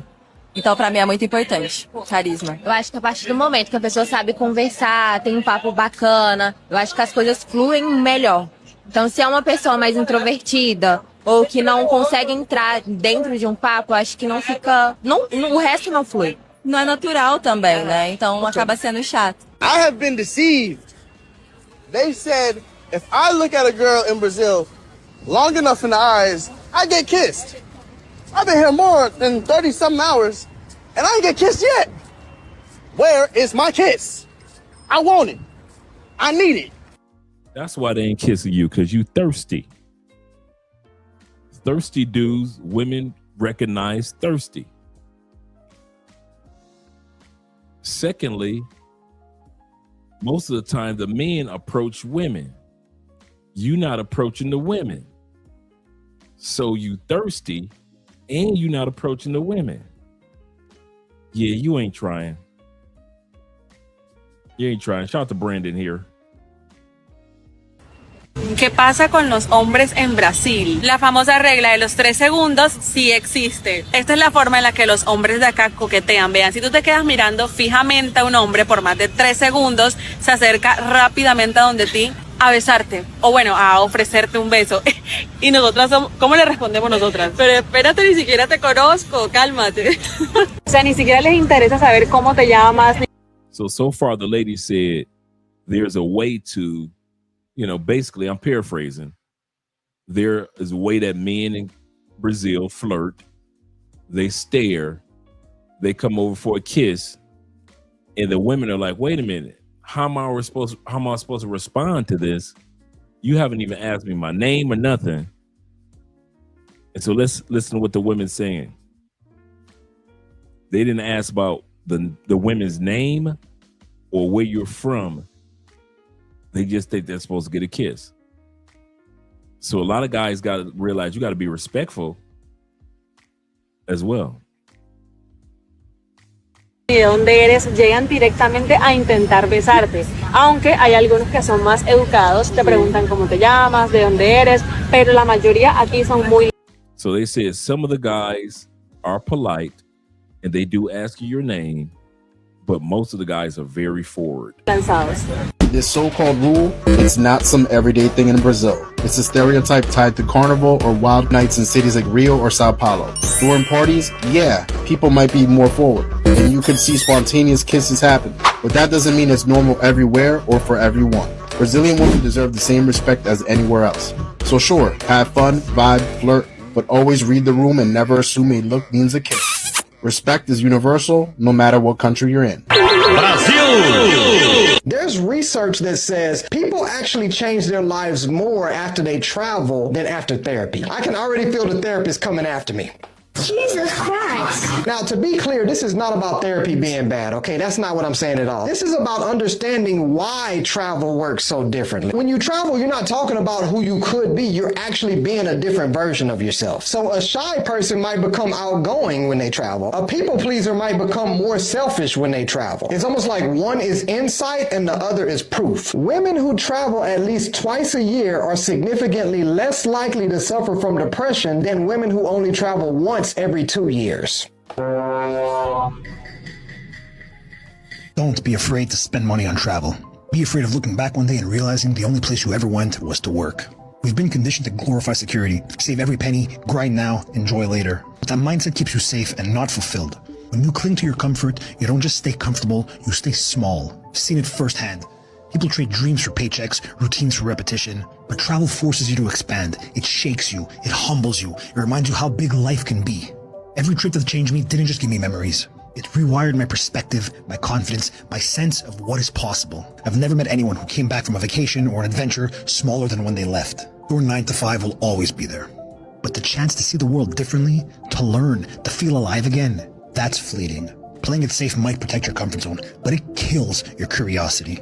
So when you invest in travel, you're not losing money. Trust me. You're funding the version of yourself that refuses to settle. The one that's becoming limitless. Once you leave America, the world is so different. I remember I had to go into therapy when I came back from traveling through Asia because it was hard for me to relate to people here because I felt like they were so ungrateful and they wasted so much because I was in these third world countries. Yeah, right? not having gratitude can really have you live in a miserable life. You realize how much you don't need when you travel. When I lived in Mexico, I didn't even buy clothes. We went to our meetings in sarongs and flip-flops. We didn't watch TV. We were outside exploring and all these beautiful things. I think sometimes in America, you lose access to the real connection that you have with the planet and with people in general. It's people wanting to genuinely learn about who you are, not what you do so that they can navigate how to treat you or where to put you. It's so beautiful. Also get to know myself a lot more because I didn't have all the things that I needed to do in order to make myself feel like I'm something more. All right. Remember, when it's all said and done, that travel is my therapy. Shout out to all you guys that are here.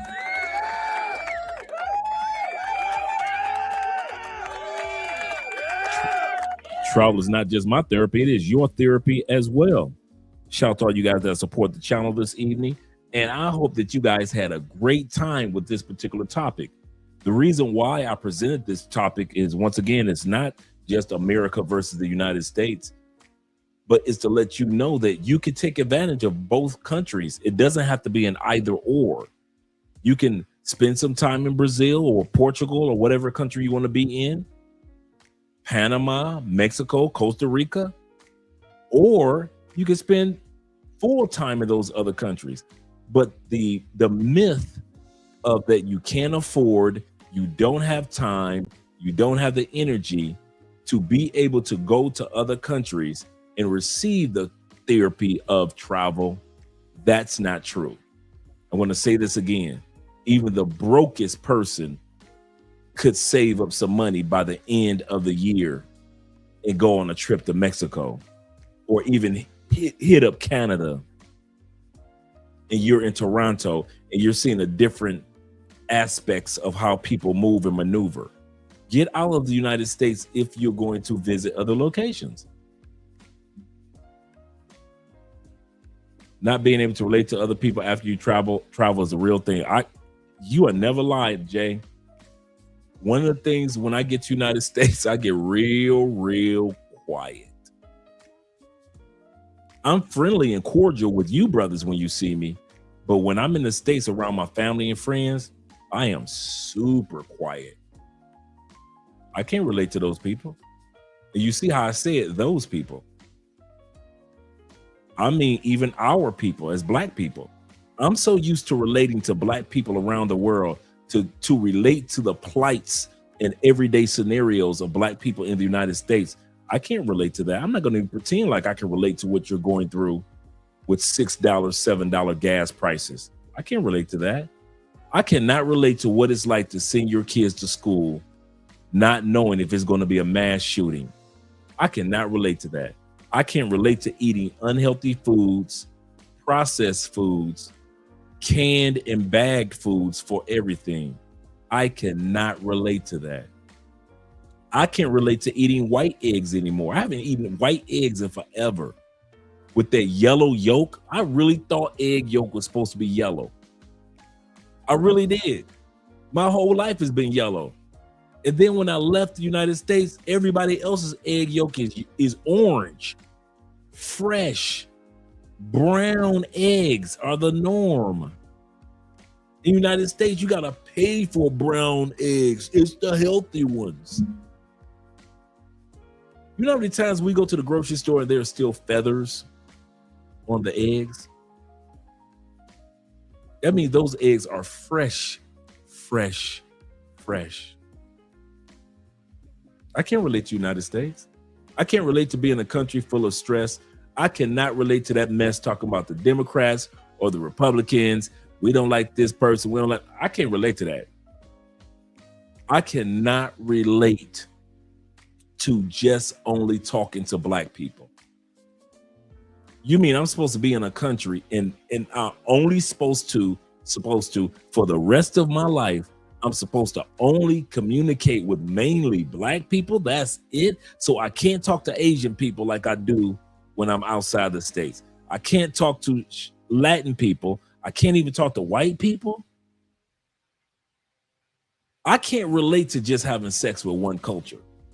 Hell no. All you brothers that like only just deal with sisters. I can't relate to you. I'm not even gonna pretend like I can relate to that. Being around just brothers. So I ain't got no white friends. I ain't got no Latin friends. I ain't got no friends from India. You mean I got just regular brothers, huh? Just only brothers. I can't relate to being in a country where English is mostly spoken. I'm used to being in countries where it's like 2 or 3 languages being spoken at the same time. I'm not used to just a country where there's one language only and that's it. Even though Spanish dominates Colombia, you still have a lot of people that are English speakers and people that speak Portuguese from different areas. So I can't relate to that. So when I go back to the United States, I'm quiet, man. I can't relate to 90% of the stuff that causes y'all to stress out. I do not care about it. And I think that's why I can't relate, because I don't care. And I'm not supposed to care. I don't live in the United States. It's not my job to care. My job is to pray for my people in the United States and be a good example of an American citizen outside the United States, a positive example of what Americans are like. That's my job. Pray for you all. And when people meet me, they meet a positive American, just like with T-Mac and the rest of you guys, they meet a positive American. Other than that, it ain't my job to worry about who got shot in the States. I don't care. I don't care about your kids doing, what's it called? The something teens, the teens trashing. I forget what it's called, where the kids are just running throughout the cities, Atlanta, Chicago, Detroit, where the kids is just teen takeover. That's what it is. The teen takeovers. I can't relate to that ish. I'm not used to seeing kids just running up, destroying people's property. That's your country, America. I'm serious. I'm not used to that. I'm not used to people walking up to me saying some racial things and expecting me not to say nothing about it. I'm not used to white privilege being as prominent and dominant. Well, what do you mean, Andre? All the other countries have been colonized. No, you're correct. But what I'm saying is, I don't see that on a daily basis like I see it in the United States. There is no white for us expats. I'm talking about the locals. They've got their own battles. So I'm not talking about the Afro-Colombians or the Afro-Brazilians. They've got their own racial battles that they deal with. They've got their own political. So what impacts them as a local doesn't impact me as an expat. What impacts them as far as their racial, let's fight for rights, Cool, fight for your rights. I'm with that. But I won't be carrying a picket sign because I'm not originally from here for generations. So no use of me being out there among the Colombians with a picket sign talking about equal rights. That ain't my job. And when it comes to the United States, I'm not stuck in that limbo of the white man, the white man, the white man, the white man, the white man. I'm not locked in that. So when I hear a white dude out here sit make a racist turn, I'm quick to tell him, man, take that shit back to the States or take that shit back to Canada. That shit don't fly here. Here you end up with a fucking bottle of, beer bottle upside your head. They care nothing about your whiteness. You would get robbed. I just saw a video of white dude just walking down the street in Medellin in his flip-flops, and three dudes from Medellin, three locals robbed him. Sad.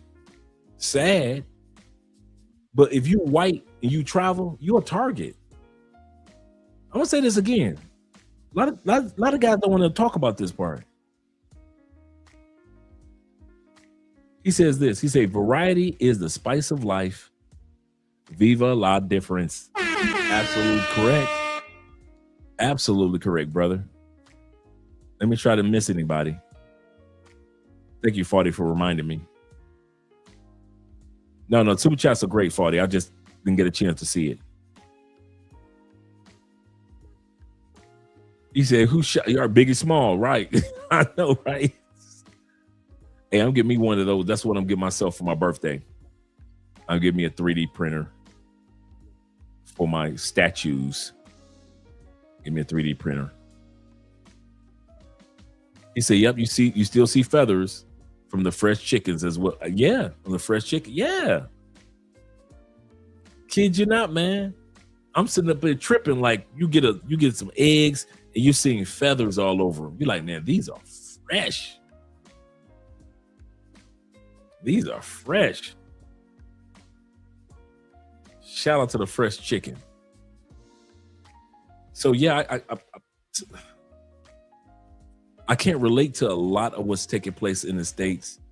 And when I go, like the one woman said, the sister just said she needed a therapist. I don't know if I'd need a therapist if I was to go back to the States, but I would not be happy. And yes, I love the United States. Yes, I love all the things. There's a lot of things that I miss about the United States. I'll say this again. There's a lot that I miss about the United States. Here we go. Being able to go to some of my favorite football games and basketball games. I do miss that. Going to church. I'm from Detroit. I'm used to seeing huge mass choirs. In Colombia, in our church, we got singers, like 4 or 5 people. I'm used to seeing mass choirs in robes. You see what I'm saying? I do miss that. Let's see what else I miss. Okay, we said my sports. We said choirs. You miss your family and your friends. But life goes on and you accept that. But I can't say the food. Some of the geographical locations I already been to, from the Grand Canyon to LA, San Francisco, Chicago, Atlanta. So I've been all around the United States visiting the beauty of the country. I do miss Tampa, my favorite city outside of Detroit. But other than that, and what I mean is, what I mean by missing Tampa is not like I want to go back. I mean that if I ever had gone back, I would live in Tampa without a hesitancy. But I would easily say I don't miss America like that. And a lot of us that live outside the United States, we don't miss America like that, but we love America. We really do. And some of you guys, the reason why we do this channel is to encourage you guys who are thinking about living outside the United States. Hey, go for it. What's the worst that could happen? You go back to the States. or you go to another country. But don't feel like don't go. Well, I'll go when I'm 60. No, you don't want to do that, man. If you're 37, schedule a trip by 40. If you are 40, schedule a trip for your 42nd birthday. Get the hell out the United States to at least go visit a country. Stop listening. And this is the first thing I want to say. Stop listening to Americans about the world. Stop it. We Americans don't know a damn thing about the world. The military brothers and sisters, yes, us average Americans, we do not know what we're talking about when it comes to most countries. I'm not talking about people who are immigrants and they were from that country. I'm just talking about your average, everyday walking down the street American is just repeating propaganda about all these countries that we just heard from somebody else said. The president said it, so we repeat it. Or a congressman said it, or somebody on TikTok said something about a country and we repeat it. Stop doing that. Stop listening to Americans about other countries. We do, brother, I'm telling y'all, I've been out here long enough to know most Americans do not know what the hell we talking about. When you can't tell most Americans, I can't think of the country other than maybe Canada that most Americans can tell you about. Most Americans don't know a damn thing about Mexico, Honduras, El Salvador, Belize. They don't know nothing about Bolivia, Peru, Brazil, Argentina, Suriname, French Guyana, Venezuela. They don't know a damn thing about Panama. They don't know a damn. They can point to Costa Rica if you pay them. If you offered the average American $10,000 to point to Qatar, UAE, Israel, Saudi Arabia, you ain't got to worry about losing your money. The average American, the average Black American, you ask them, here's $10,000. How many countries are in Africa? They will not tell you that there are 54 countries of Africa, in Africa. You ain't got to worry about losing that money. You can go to 10,000 Black people, and you might find 5 that can tell you that there's 54 countries in Africa. The rest of them Negroes, and I'm not talking about putting among the Black people and all of a sudden somebody from Nigeria is in that crowd. No. I'm talking about regular FBA Black people. They can't tell you a damn thing about another country. They can't tell you about the Caribbean. They don't know a damn thing about Haiti, Turks and Caicos, the Bahamas, truly knowing Jamaica. They don't even know that there's an island called Dominica. If you say Dominica, they think you meant Dominican Republic. No, Dominica, the island. They don't know that. We know nothing about the planet. Nothing. We can't tell you about the Arctics. Half of Americans can't tell you what's the difference, which one is the Arctics and which one is Antarctica. They can't tell you that. I thought they was both the same. They can't tell you what country is the tip of the planet before you hit the Arctics. Argentina. They think Argentina's in Europe. They think because of the tango and the architecture that they've seen, they literally think Argentina is in Europe somewhere. They don't know it's in South America. They think Chile is in right next to Mexico. So when I sit back and say, guys, stop waiting on Americans to give you the okay to travel. Stop waiting on Americans to give you the okay. And I mean your cousin, your mama is not gonna give you the okay. Cousins, your buddies, your friends that ain't never been nowhere. You think they're gonna give you the okay about traveling? Most of y'all family members and friends gonna tell you crazy, or yeah, you always was the odd one in the family. I could see you traveling. You was always different. That little slight insult that they give. Yeah, I could see you moving down there. You know, you was always different from everybody else. Why would you want to go down there? Brazil? Man, ain't nobody going no damn Brazil. Stop waiting on them.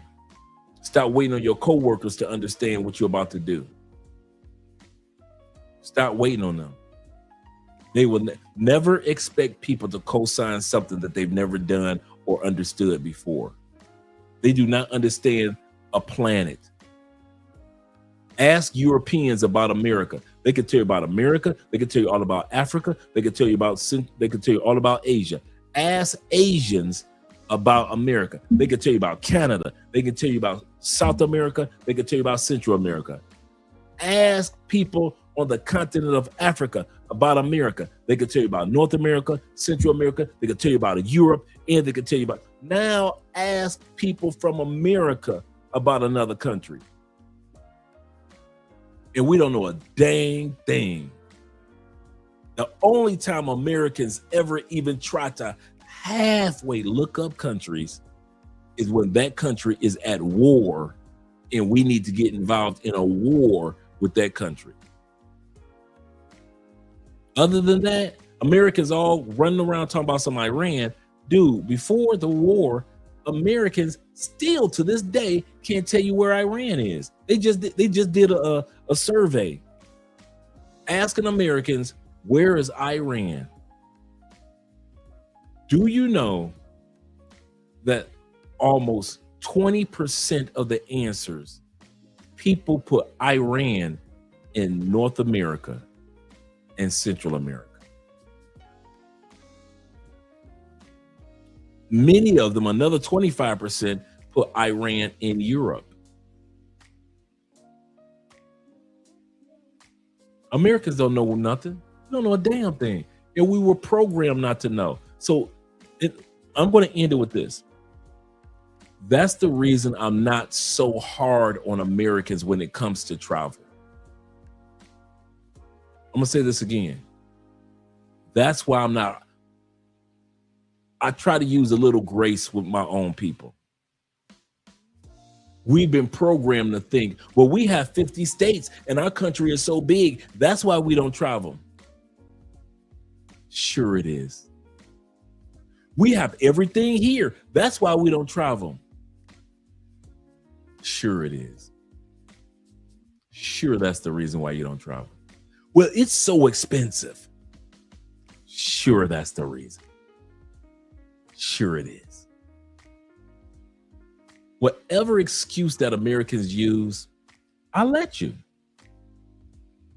I'll let you, because you're going to believe your truth, not the truth. You're going to believe whatever truths you were programmed to believe. And I'm going to tell y'all something. I feel so blessed and honored that God chose me to get the hell off that plantation. I feel honored that God said, I want you to be one of the 11 million Americans that explore the world after you were in prison for 10 years. 10 years of incarceration. I missed all of the 90s, and I'm doing more with my life than most people who had a 10-year head start on me. You guys could have did anything with that 10 years, and most Americans did nothing. and are still doing nothing. While I was incarcerated, they could have moved out of St. Louis. They're still in St. Louis. While I was incarcerated for 10 years, they could have moved away from San Francisco. They're still in San Francisco years later. While I was incarcerated, they could have moved and had a better life outside of Detroit. They never left Detroit to this day.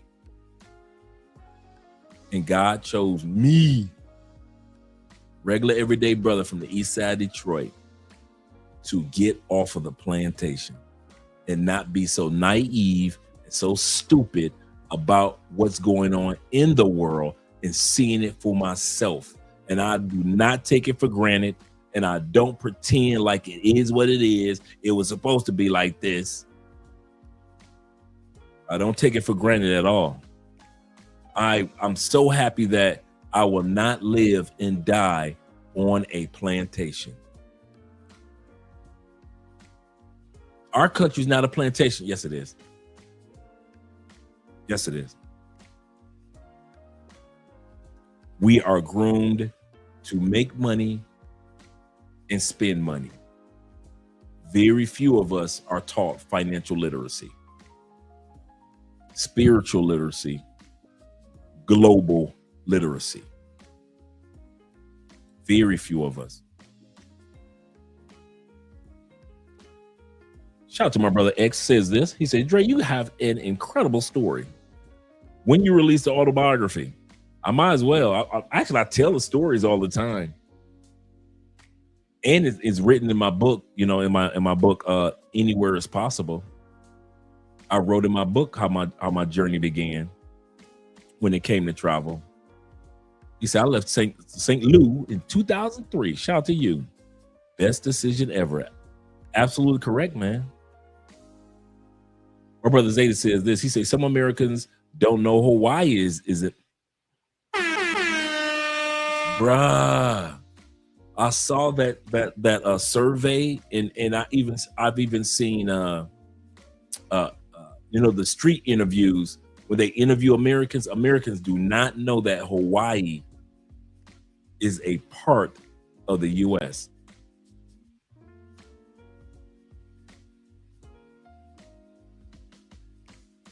DJ said, I've seen those videos of college kids that can't name 3 countries in Europe.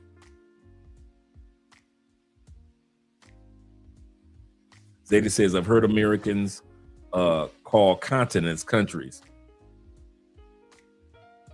It's the craziest. It's kind of funny. The reason why I show a little grace, because there was a time where I didn't know all this stuff. I sit back and when you travel, man, you kind of start taking stuff for granted like it always was, right? But it wasn't all. For example, you got dudes like me, T-Mac, and a bunch of you other guys. Now you can not only just quote countries, you can read flags. I've mentioned this before. I kid you not, I probably could read the flag of United States. I can give you Canada, Japan. I think at one point in time I had maybe 4 or 5 flags as far as you show them to me and I can tell you. I mean, the average American, let's be real. You know the Canadian maple leaf, maybe Switzerland, right? You could do Switzerland, the Red Cross. You can do Japan with the red moon. You might do Russia. You could get Russia. So I say about 5 of them. At one point in time, I could get in. Now you know all these flags. It's crazy how many flags you just recognize off of, like it's nothing. Like as soon as you see it, you're like, oh, that's so and so. Oh, that's so and so. That's so and so. And I'm talking about countries where people travel to, and countries where a lot of people don't travel to, and you recognize the flags. Like it's nothing. I mean, like it's nothing now. So now out of 200 countries, I can name you a good 25, 30 flags, where at one point in time, I was only like 5 or 6 flags. And of course, some of you military brothers or guys that traveled in the past could name more flags, but I got to admit, there was a time I could name as many flags. So it's not just I can name off countries and continents now. Now I can name off the flags of those countries, which is crazy. Probably could do more like 30, 35. He said most of them have a passport and never left the States. That's crazy. He said, I never listened to them. Never listened to them. Zeta says facts. He said, Americans are ignorant of the world and they love to listen to TikTok and don't see for themselves. That's so true, brother. Shout out to my brother Okie Dokie. Let me get it right. Okie Okafar. Shout out to you, brother. Yeah, man. My brother says this. He say some of these African. He say some think Africa is a. Bruh, you would never lie. I never understood how black people talk about Africa as if it is one country. I never understood that. 54 countries. I'll never go to Africa. It's a continent, people. So much I love. Dude, are they not sleeping on the women in Dominica? Those are some beautiful Caribbean sisters. Dudes are sleep. Thank you very much, brother. Dudes are sleeping on Dominica. I'm not talking about Dominican Republic. I'm talking about the island of Dominica. I'm not talking about Dominique. I'm talking about Dominica. Yes, sir. Yeah, they think Africa is a country. They say they slow. He say half of most Americans can't even tell you the capital of the state they living in. That is so true. Our brother says this also. He said, blows my mind how many aren't aware of basic global geography. They aren't. Shout out to Ahmad once again. They aren't. They just don't know. He said, and live in debt. And look at us crazy. He said it wasn't too long ago. Many Americans thought Iran and Iraq were the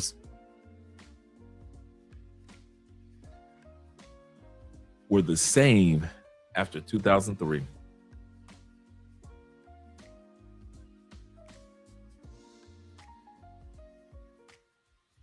Our brother Slim says, which is absolutely correct. He said, United States is a huge plantation, a corporation to be exact, and the people are its cattle. Yeah. I'm putting together a video montage for next week, right? Of an interview that Oprah just did with a psychologist. And she did, this is how much men in the States are starting to get tired of women in the States. She did her first couples consult with a guy in AI. She did her first couples consult with a guy who was in love with his AI.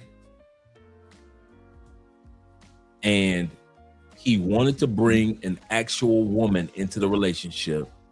So he decided to have real life couples counsel with him as a human man and his AI girlfriend. Alexa, if you will.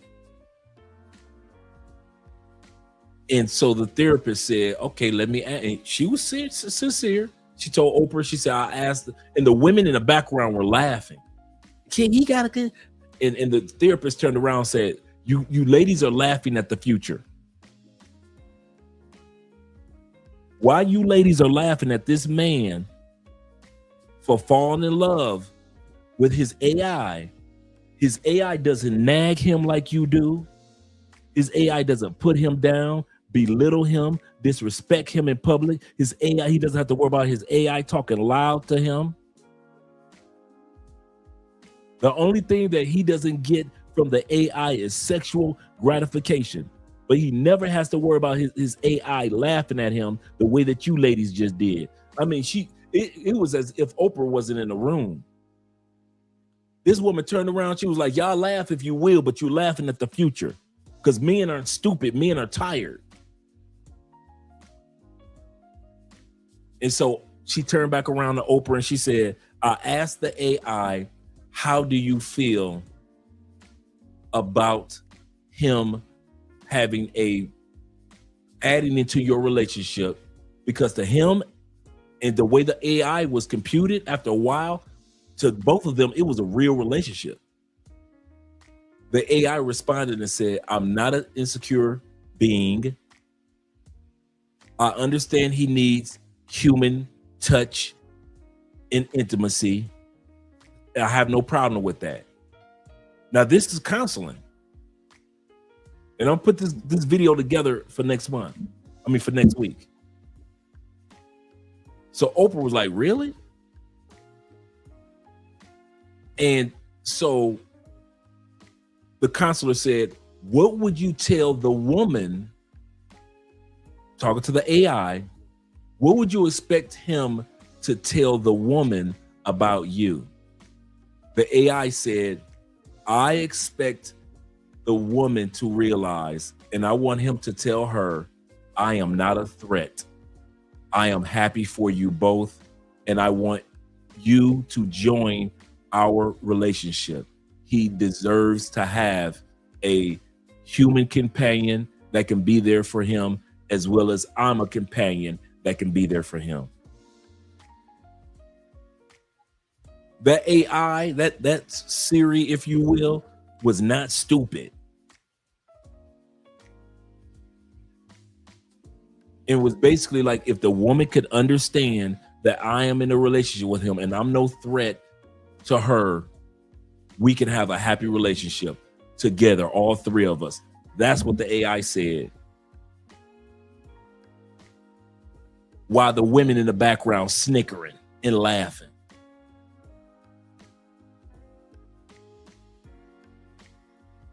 Men are not stupid in the United States. Men are tired in the United States. Men are tired. Should I approach you? And if I don't approach you, why don't men approach anymore?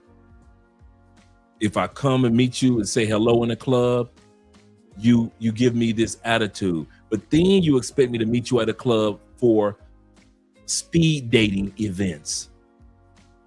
If I take you out to dinner, you're trying to drain my pockets. But if I don't take you out to dinner and I sleep with you, you say I'm treating you like a 304.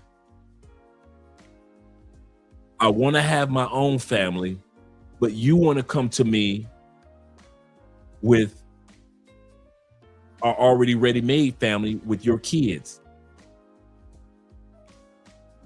It's so hard to be an American man, bruh. Other countries, it's hard on the economic scale.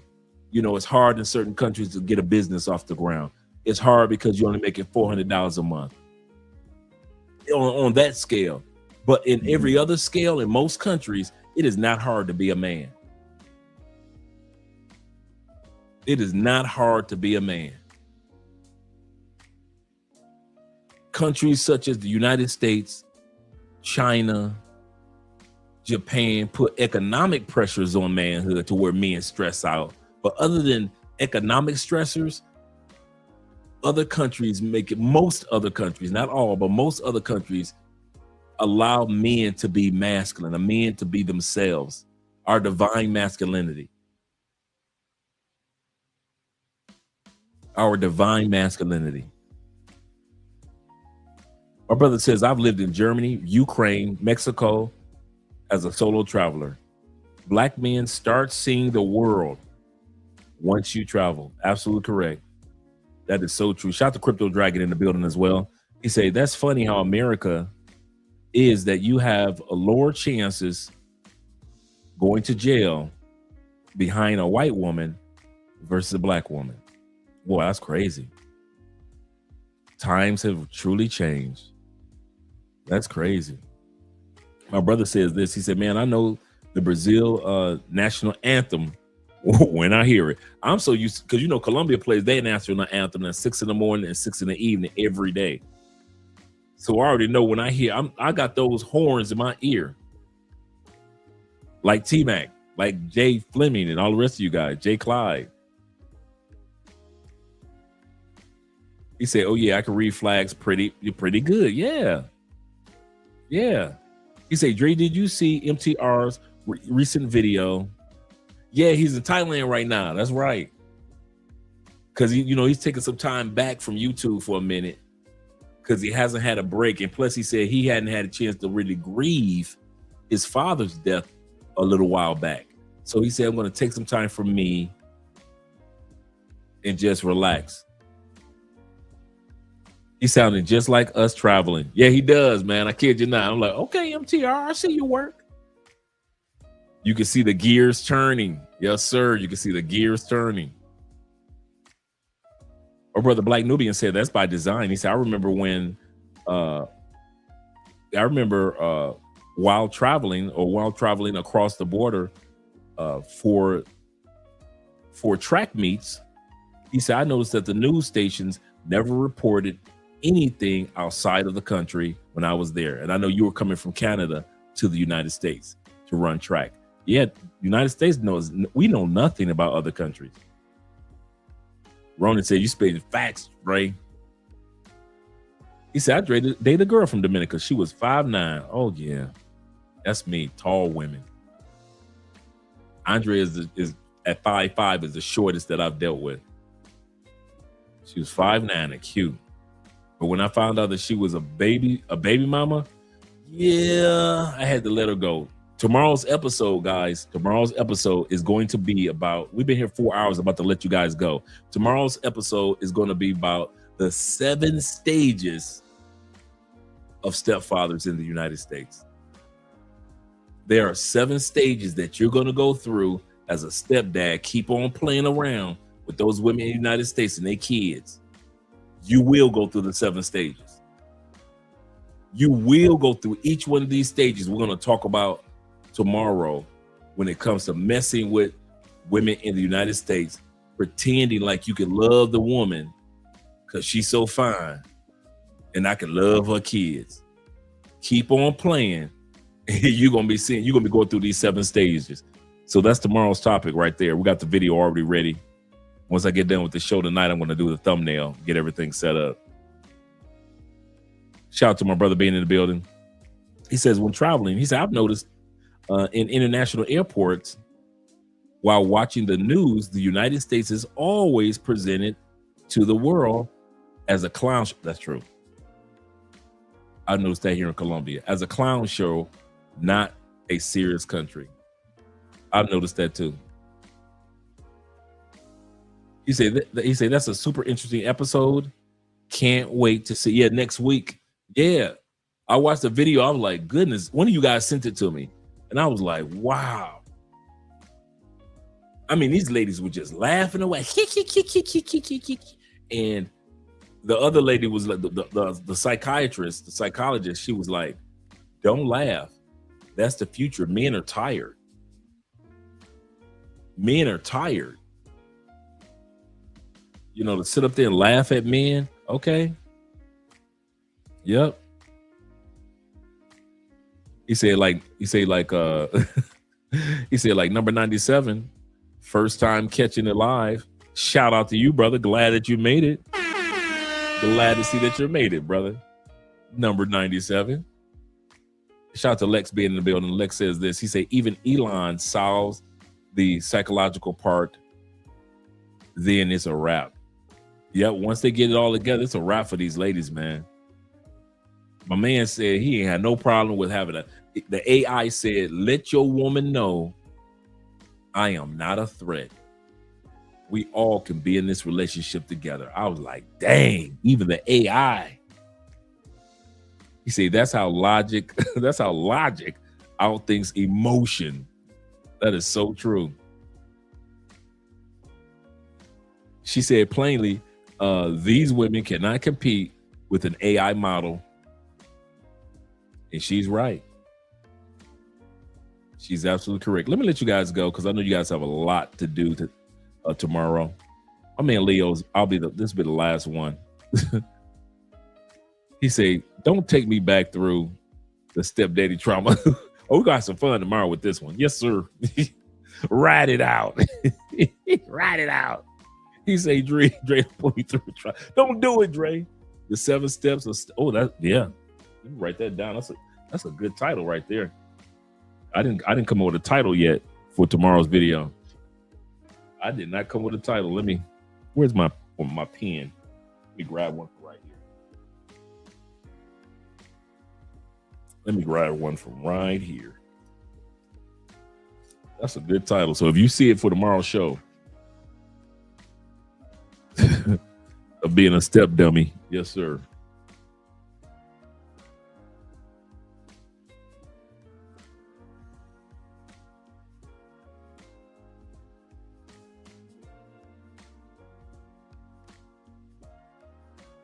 You know, a lot of dudes ain't gonna show up for this one.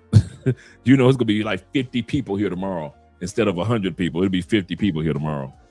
You know, dudes ain't gonna show up for this. He said, yeah, that psychiatrist is a foreign. Yeah, she's a foreign. I forget what country she's from. Yeah. So her relationships with men is different from U.S. women. That's a good point. That's a good point.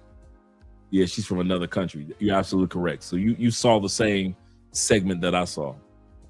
You say they are absolutely done for the States. They just don't know it. Good point. Good way of putting it. He said, but the men done.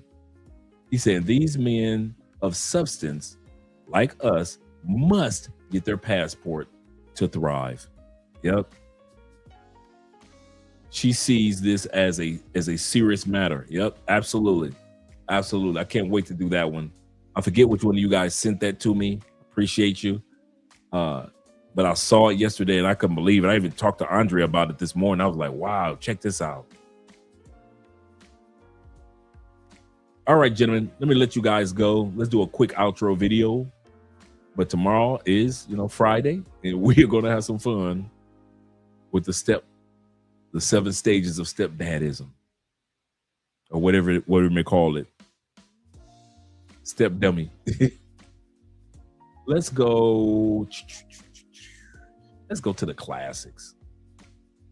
Baby, tan lejos y tan cerca, como enero y diciembre. Es que parcha teniendo la misma mente. Tu bebé ponte bien suelta, que sé cómo tú te sientes. Con las ganas de ser mala y decente. En la madrugada te encanta, cuando el bebé tuyo a ti te canta. En la madrugada te encanta, eres exótica como Fanta. En la madrugada, tú conmigo baby toda la noche. Sé que estás traga, yo también espero que se note. Yeah, baby, presiento que tú eres lo llamado felicidad. Que hasta la cama la ponemos a temblar. Tus padres hablan, pero no saben nada más. Lo que tú sientes conmigo, la adrenalina baby dándote casico. Yeah. Y pues baby pa' que sigo, si no escuchan lo que digo, es de nosotros saber cómo va mi amor, tocándonos y se nos de la madrugada. Te encanta cuando el bebé tuyo a ti te canta. En la madrugada te encanta, eres exótica como Fanta. En la madrugada, tú conmigo baby toda la noche. Sé que estás traga, yo también espero que se note. Yeah. Y espero que se note. Vale mucho más que los lingotes. Somos la bichote y el bichote. Esto es reggaetón puro, perreamos duro y down. Se nota que estoy tragado. Lo vi venir, por y más o menos a las 12.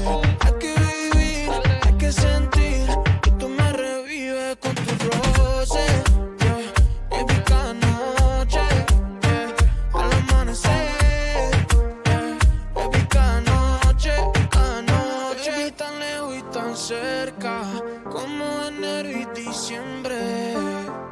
Es que parcha teniendo la misma mente. Tu bebé ponte bien suelta, que sé cómo tú te sientes, con las ganas de ser mala y decente. En la madrugada te encanta, cuando el bebé tuyo a ti te canta. En la madrugada te encanta, eres exótica como Fanta. En la madrugada, ven conmigo baby toda la noche. Sé que estás traga, yo también espero que se note. Yeah. Ricky Baker.